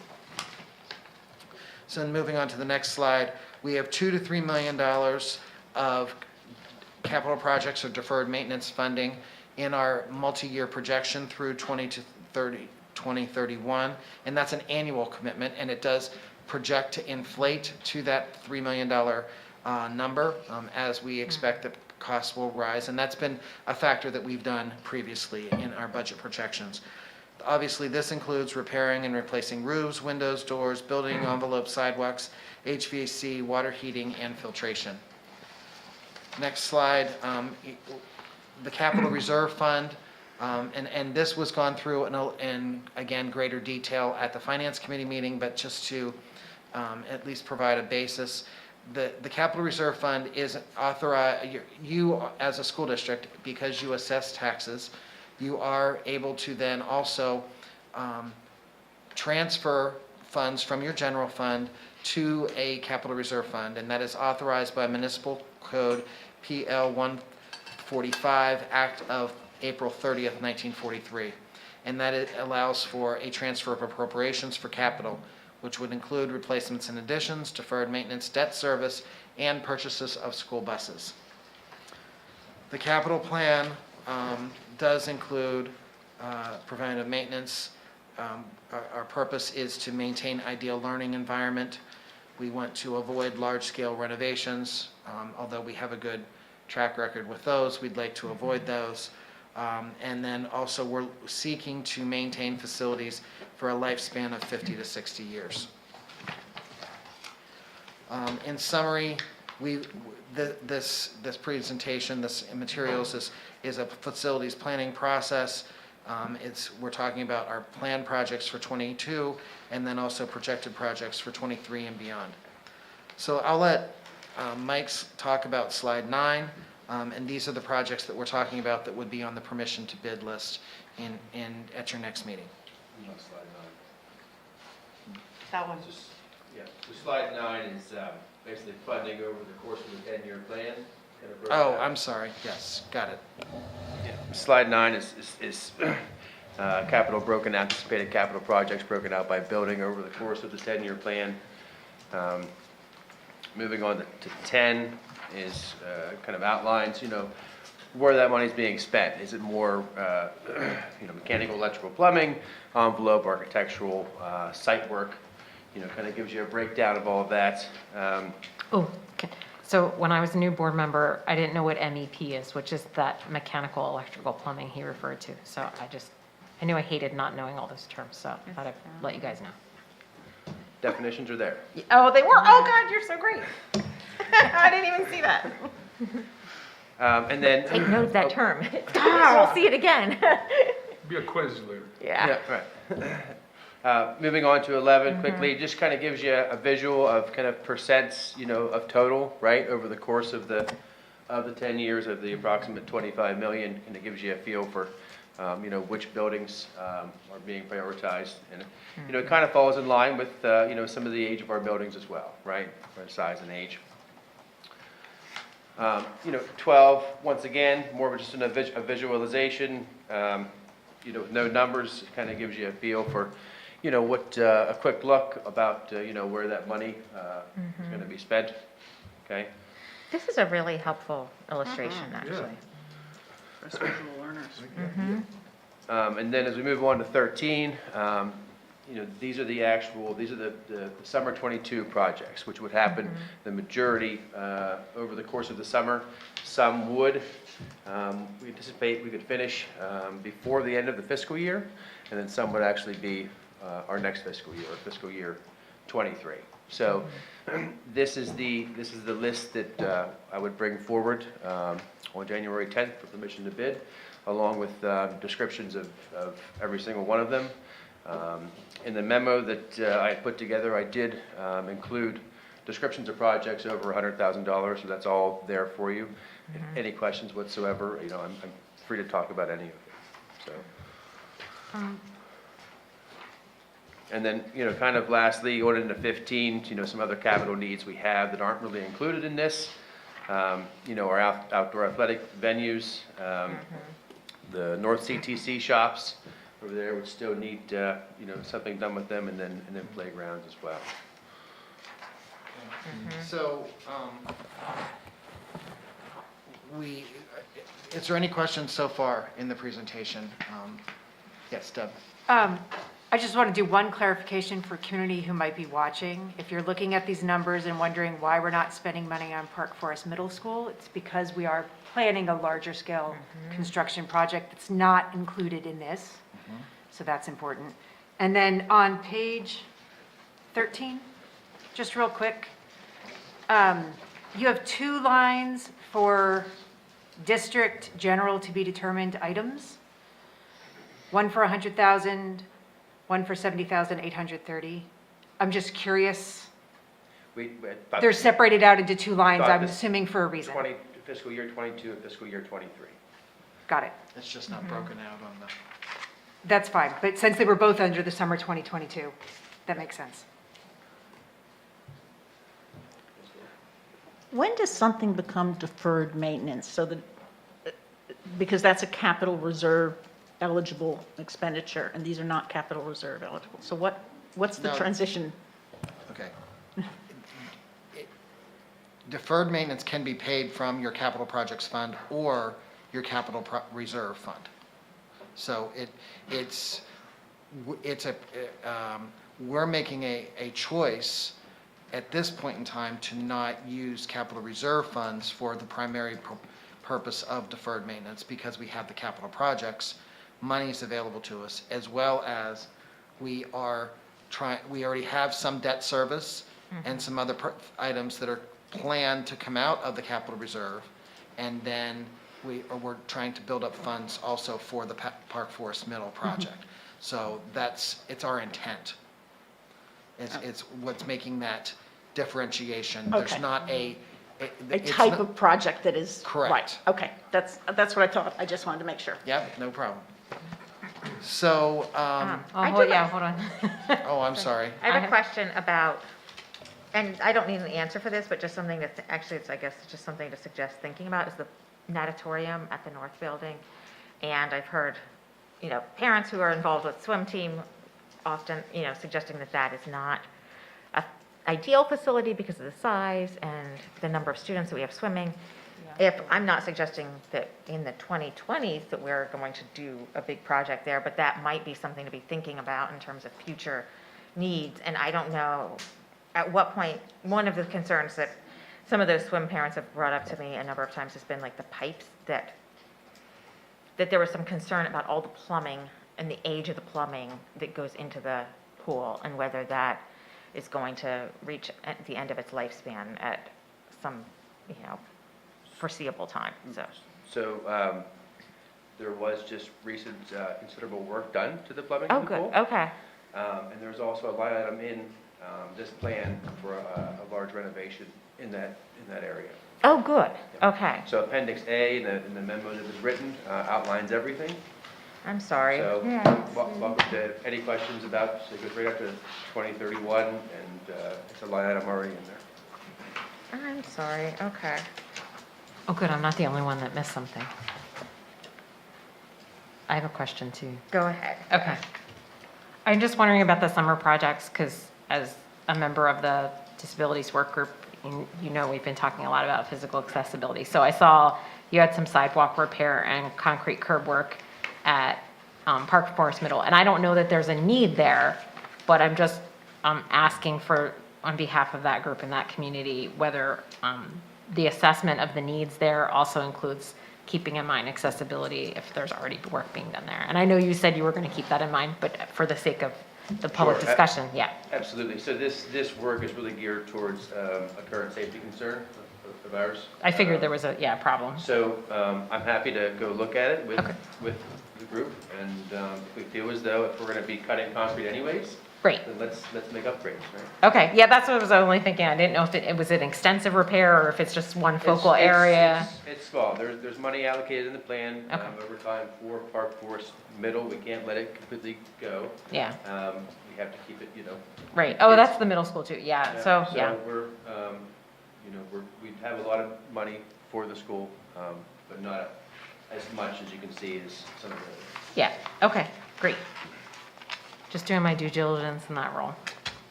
I'll have to ask you about the pool when we finish, because I'm still not finding it, but that's okay. I think it's actually, yeah, I can. let me That's show okay, you can point me to it later, okay. Any other questions or discussion on this? And as questions come up, feel free to email me. I'm happy to answer. I mean, Okay. I've laid my eyes on every line item in here, so. Mhm. You've Yeah. been busy. Yeah, it's very Yeah, and the helpful. way that this is laid out, I think is really, we have not had this Level of detailed, granular work. this is very helpful. This is really yeah. true. Mhm. We get no faulting anyone in Right, terms of our yeah. experience. Well, we've but been we would focused get on a lot of building matrix like projects. this, a spreadsheet, list of Mhm. categories, but without the supporting detail. And it's really nice to see the supporting Mhm. details you're providing. Sure, thank It you. And like is. I said, any more details you need, I'm happy to provide. Thank you. So just to finish up, the capital reserve fund, as I said, is paying for some 2018 and 2019 bonds or debt service payments. And then we have some athletic, recreation, and playground facility expenditures projected for there, as well as the upcoming middle school. And we'll continue to prepare additional projections as we become more concrete in our current budget for 21-22, and then also for the projection for the proposed budget for 22-23, and start mapping that out. And I feel like I would do a disservice if I don't mention that, for 8 years, Scott Fossard asked me to really focus on capital, and we're making some progress there, and I believe that we're at a time now, because we're not working on so many other major capital projects, and hopefully we're working our way out of this pandemic, or at least understanding it in a different way. But every time I need to stop and help plan a clinic with Lynn, things get delayed. So not making excuses, but just putting things in It's a a piece of the descriptive- workload. Right, but that's one of our projects, is to understand that we build a foundation, not only of dollars in the funds, but also of understanding what is the right amount each year for this school district to be putting into capital, whether that's covering the debt service that has already been committed, preparing for debt service and projects through the capital reserve fund, or paying for the capital projects and deferred maintenance on an annual basis. Right. And that puts there's a large part of that plays into your annual budget, and then also the multi-year projections. So that is something that we're working towards, and I think that we're getting there. I think that the work that Mike has done is exemplary, considering his short tenure with the district, and his assistant director just started last week. And so we're very excited to have him on board to help with some of that workload as well. So we'll continue a part of this conversation. As far as the disability work group, I know that Mike got connected there, and I just hope that that is used as the avenue to have, so that we can be made aware of things and have conversations. But I also don't want us to lose sight of a lot of the other things that we're doing and timing of those.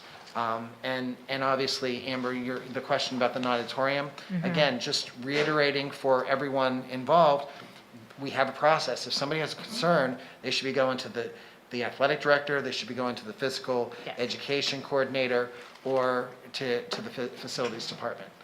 So that we can be made aware of things, so that we can react to them, and so that we can also be planful, because these are big dollars, and we need to make sure that we are taking those into consideration.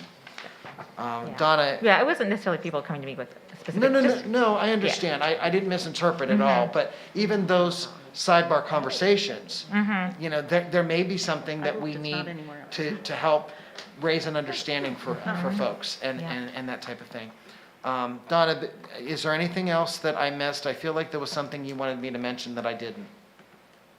No, I think just related to the bond funds that we will be evaluating if there's opportunities, things that qualify to utilize those as we can. We've provided the list there of the things that we were speaking about using the funds for, including north renovation and the we used it for the accessibility and the climbing wall, but that we'll be looking at possibly utilizing those funds as soon as we can, just to spend those down.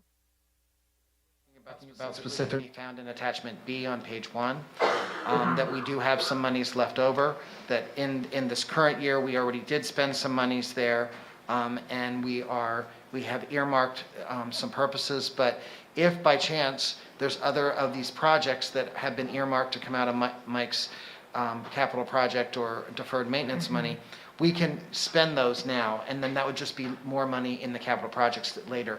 And we are under a time crunch to get those spent, because we have a responsibility to the taxpayers to not borrow money and let it sit in the bank and invest it. We're not in violation of anything, but we want to just be planful about that. And so we're going to be making sure that there isn't anything else for this current year that we can't use those monies for. And then that would still allow the capital projects transfer fund to grow, and then we would have more for those projects in the future. So would some of the accessibility concerns be something that might? It depends on what it is, because since it was borrowed monies versus other budgeted funds, we just have to make sure that it would meet that purpose. But if so, then yes, we could consider that as well. And again, I think we've said this before, but I don't remember if it was in committee or if it was at a board table. But just to understand that we're hoping to begin the process of reviewing and preparing for another round of playground modifications and renovations. I just don't think that we'll see any progress on that for the summer of '22. But hopefully we can begin that planning and start that work as well. But we also have a north project, that, as Mr. Fisher mentioned, that we need to get defined and get that project working as well. And then, as was mentioned earlier about Mount Nittany, they're in the evaluation stage of the work that was done this fall, and understanding that to prepare that envelope.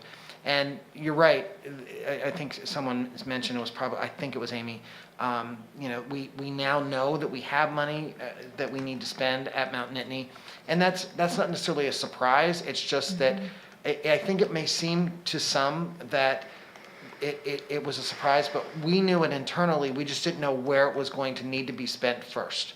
And again, because Mike is now here and not dealing with 5 other projects, we're able to identify that and drill that down more closely.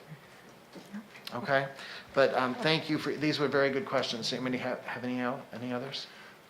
Randy, this isn't quite as specific, this is a broader topic. And I know we're concerned about inflation. And inflation, of course, it can be an artifact of a growing economy, an overheated economy, which also can have implications for us in terms of our revenue base and so on.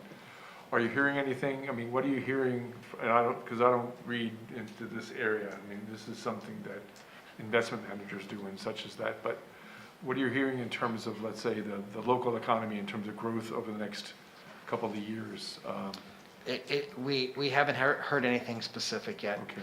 Unfortunately, a lot of the local drivers, we need a little bit more time to come out of the pandemic, and also they're also rear-facing, especially like earned income, because we don't get those impacts until much later in next year to even understand the 2021 year.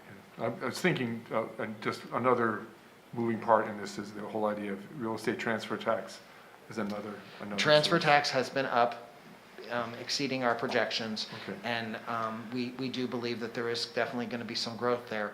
But understand that in 2007, the district made a significant change to their budget for 2008 for the transfer tax, and then the economy tanked, and it tanked very big. And so I tend to be really, really conservative with that line, although it's very fractional compared to some of our other budget lines. But I tend to still be very conservative on that.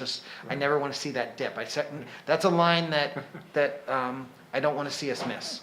Well, and I mean, this is now my 6th year, I think, but one of the things that I came in knowing nothing about this, and I know even less at this point in terms of the work that you do, but though I do try to the extent that I can stay ahead of it. But one of the things I've learned is that one of the advantages of your conservatism is that in the budgets you develop, sometimes the transfer tax exceeds expectations, and then we get to think about what do we do with that. And I know in 1 year, I know that we talked about, more than 1 year, I think, talked about moving it over into capital. Correct. That's correct. Capital funds, capital reserves. So I think there are some advantages to your conservatism. And that's in part why the capital reserve fund has the sizable balance that it does today. It's because there's been several years when we've been able to use those surpluses. You bet. Thank you. Other questions? Okay. Thank you very much. All right, thank you. Thanks, guys. Okay, so moving to committee reports, Finance and Audit Committee. Debbie or Laurel, would one of you like to chime in on that? We had it was the audit and pretty much what we did this evening. I was going to say, I don't think we have anything to add other No. than what we've already talked about. Mhm. at the And board what was table in the this minutes, evening. yeah. Jackie, policy development? So we had a policy committee meeting, and I'm the policy committee chair now. Yep. We discussed policy 103 and 104 based on the Title IX updates. Work is ongoing. We also discussed the social media and digital communications policy draft. Work is ongoing. Had a lot of good discussions there. And then we also decided in committee to pursue consider the consideration of a fair funding resolution that would be in support of the plaintiffs in the education funding lawsuit. Myself, Deb, Amy, and Amber will be working on that for consideration. So that might, I want to get the rest of the board's feedback on this, but the consideration, probably trying to bring that to January's first meeting because of the timeliness issue, probably, right? Got it. Yeah, in terms of, and that shouldn't be too hard, because we have a draft, I think we're going to take the Ed Voters draft resolution and tweak that to a more local focus in terms of putting our perspective on that, so. Would you I be think we looking were for a all there. vote then, or for a first reading of it? I'm just checking what you're saying. That's a good question. Is it preferable to bring it as an action item so that we can vote, or would the board prefer it to be brought as an info discussion item? It's really not policy. I mean, it's a proposed resolution. Right. Right. So, The one issue in regard to timeliness is that we do not have a second meeting scheduled in January. We're not scheduled to meet again until, as the whole board, until February. And the lawsuit will be over by then, yeah. but it will be appealed. But either side will appeal. Probably, It's going to wind yes, up in the yeah. Pennsylvania Supreme Court. So I suspect, well, I'm not an expert, but every now and then thoughts occur to me. But it just seems to me that, well, this will be a continuing process in the courts. But do we want to make an impact now? Now, right, I think the sooner the better, probably, to the extent that we can. Yeah, the reason I asked is just to ask that if you would like us to vote on it, that you try to get it to us as soon as possible. Okay. So that we For have a little feedback. more than just the weekend to look at. That's all. Absolutely. Yes, because I know you have nothing to do for the next Right, I was week. gonna or so. Nothing, I have nothing to do. No, I Yes, just this was is making what- that point that it would be nice to be able to have a little longer to think about it. Understand. Thanks. And I appreciate those involved with the development Yes. of the proposal. It really, that's a huge time commitment, and it requires incredible attention to detail. I appreciate it. It does.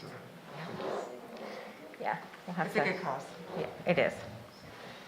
Okay, then moving on. Upcoming committee meetings, we do have a Culture, Climate, and Learning committee meeting tomorrow at 10:30 in the morning at the Memorial Field All-Purpose Room. And for anyone who wants to tune into that meeting remotely, you'll want to go to the board website and register to get the link for that. In regard to board updates, Central Intermediate Unit, Dan? We did have and Jackie? kind of a brief focused meeting on personnel and just monthly financial management decisions, but nothing of substance as of the last meeting we had. But there are some other developments that are continuing to take place in terms of looking at the acquisition or development of new facilities, which I can't get, around which we're still dealing with some of the legal aspects, but we think that we expect that to be, it seems to me, from what I'm hearing from the IU administration, that within a month and a half or 2 months, we might be able to put some more meat in the bones of that issue. Okay, good. Okay, so the Education Foundation Liaison Report, there's not been a meeting since I've become the liaison. However, we did have an event at, we held like a reception event. The foundation board held this, and it was to recognize donors who have been giving to the foundation. They had sent out a broad, mailing, inviting donors and people who are on their mailing list to come to this event. And it was essentially to spotlight the work that has been being done with grant monies through the foundation. So they had a number of teachers and district staff present on how they've been using grant funding. And it was really just a very inspiring kind of event. It was very enjoyable to get to hear some of the good work that is happening as a result of the generosity of our community to give towards these projects. So there were, several different, specifically teachers who presented projects that they had been doing that they might not otherwise have done, that required some specialized equipment that they were able to get with grant money.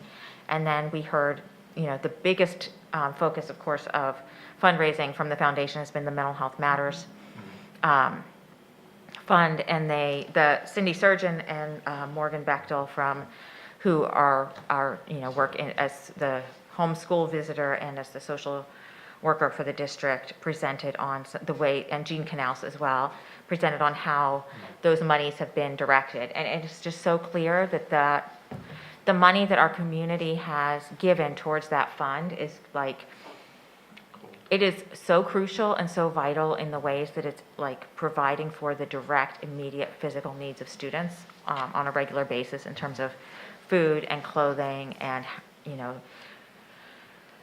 sometimes it's like paying a heating bill or whatever might be needed sometimes to just keep a family afloat that's in need.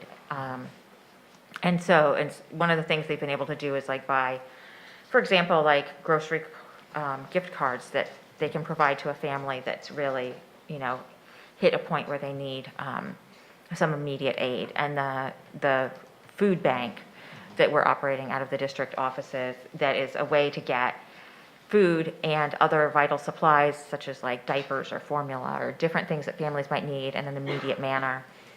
Not everyone has a vehicle to get to the food bank, and so our district staff have been ensuring that families that they are in touch with them, and that families are there's certainly processes in each of our schools to make sure that families who are in need, that when they know that there's a serious need, that they are getting in touch with Cindy Surgeon's office. They're just going above and beyond. It was very it was interesting to hear what all they were doing. It also seemed to me that, that the generosity of our community has been important. It's been very needed. So Could I add to that? Mhm. And also, when they make all those baskets, they said if any of the school board members Yes. would want to help deliver these Mhm. baskets Mhm. to the recipients. Yes.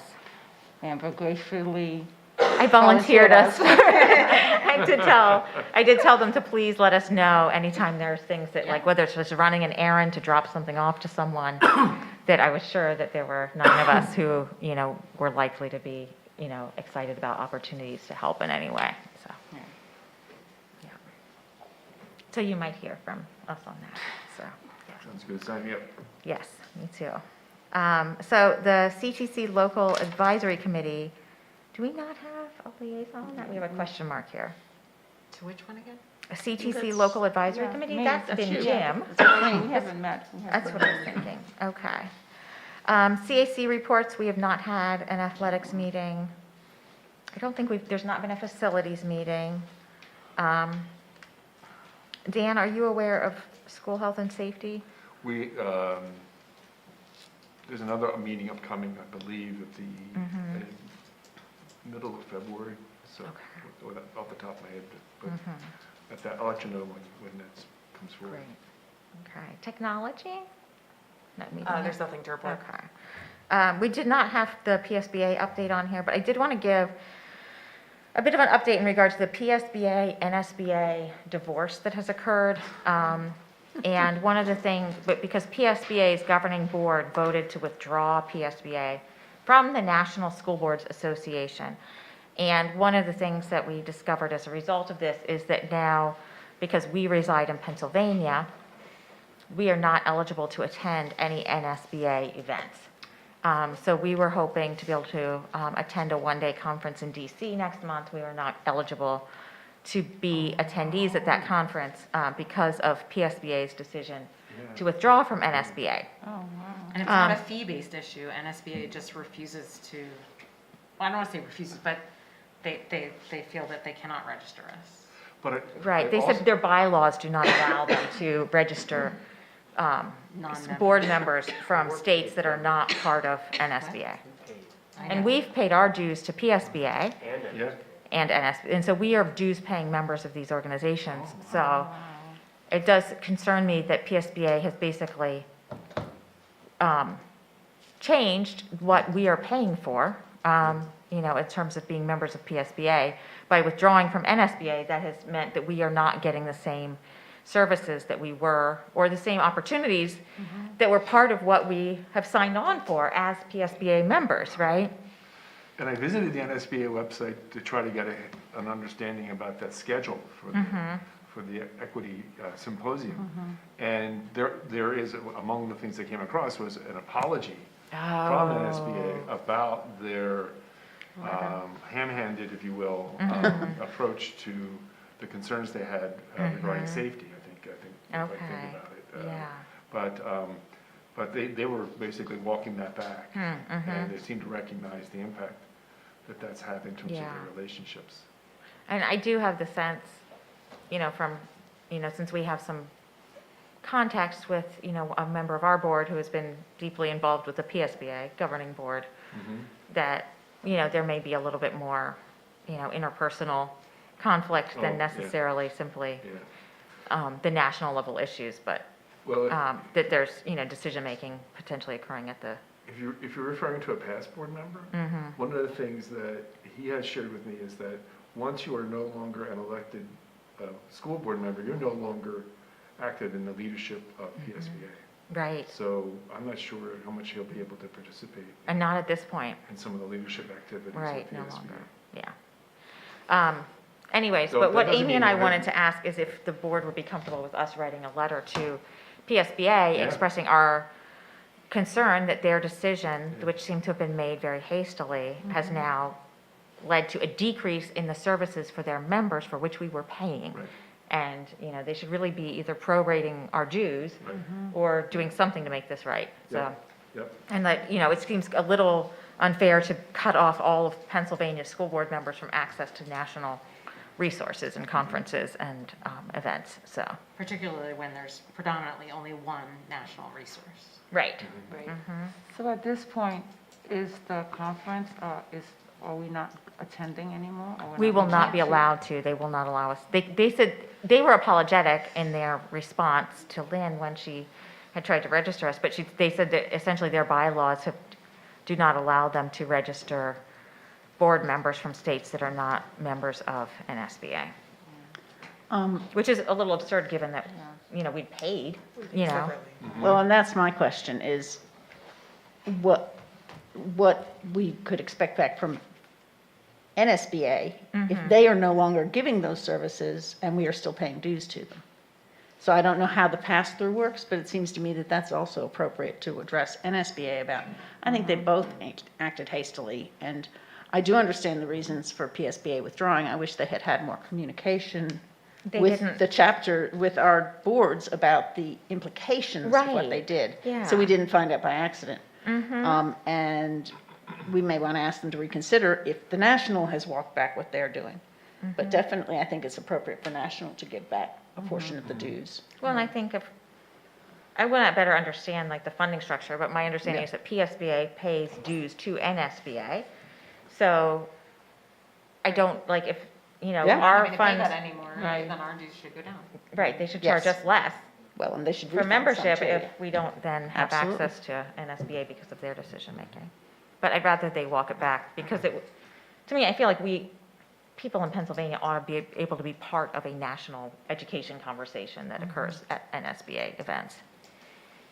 So, anyways, which includes webinars and things that otherwise should have been free to us to attend, like a lot of educational webinars through NSBA, which I assume we will no longer be able to register for.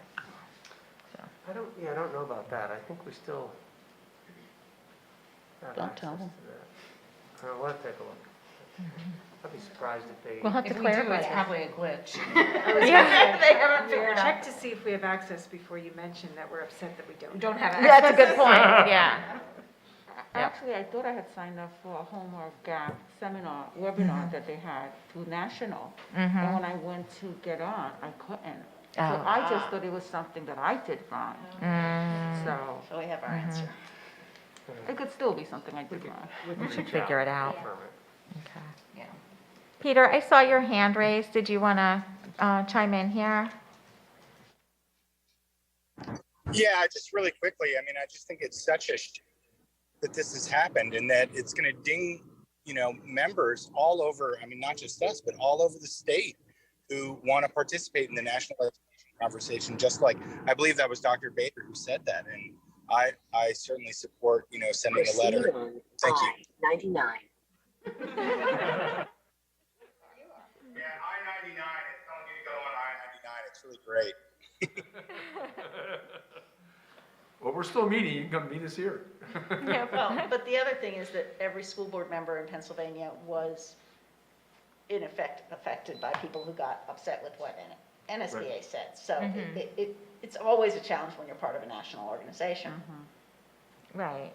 And it would have been helpful if they had perhaps consulted with the membership before Yep. making a decision. Yep. Yeah. Yep, yep. That was sort of my point. The Yep. SBA leadership basically going off Yep. half-cocked. Right. But yes, right, and say, at least be fair in what you're doing. I think that's appropriate to do. Yep. I think we better. So yes, if you're asking, Yeah. my opinion is one of 9. Yeah, so it sounds like we'll go ahead and write a communication. Okay, so looking ahead to future agenda planning, you can see January 10th is our next meeting. Another action item scheduled for that will be the academic calendar for the next school year. And with that, I'd like a motion to adjourn the meeting. So moved. Second. Okay, that's been moved and seconded. All in favor of adjourning? Aye. Aye. Anyone opposed? We are adjourned then.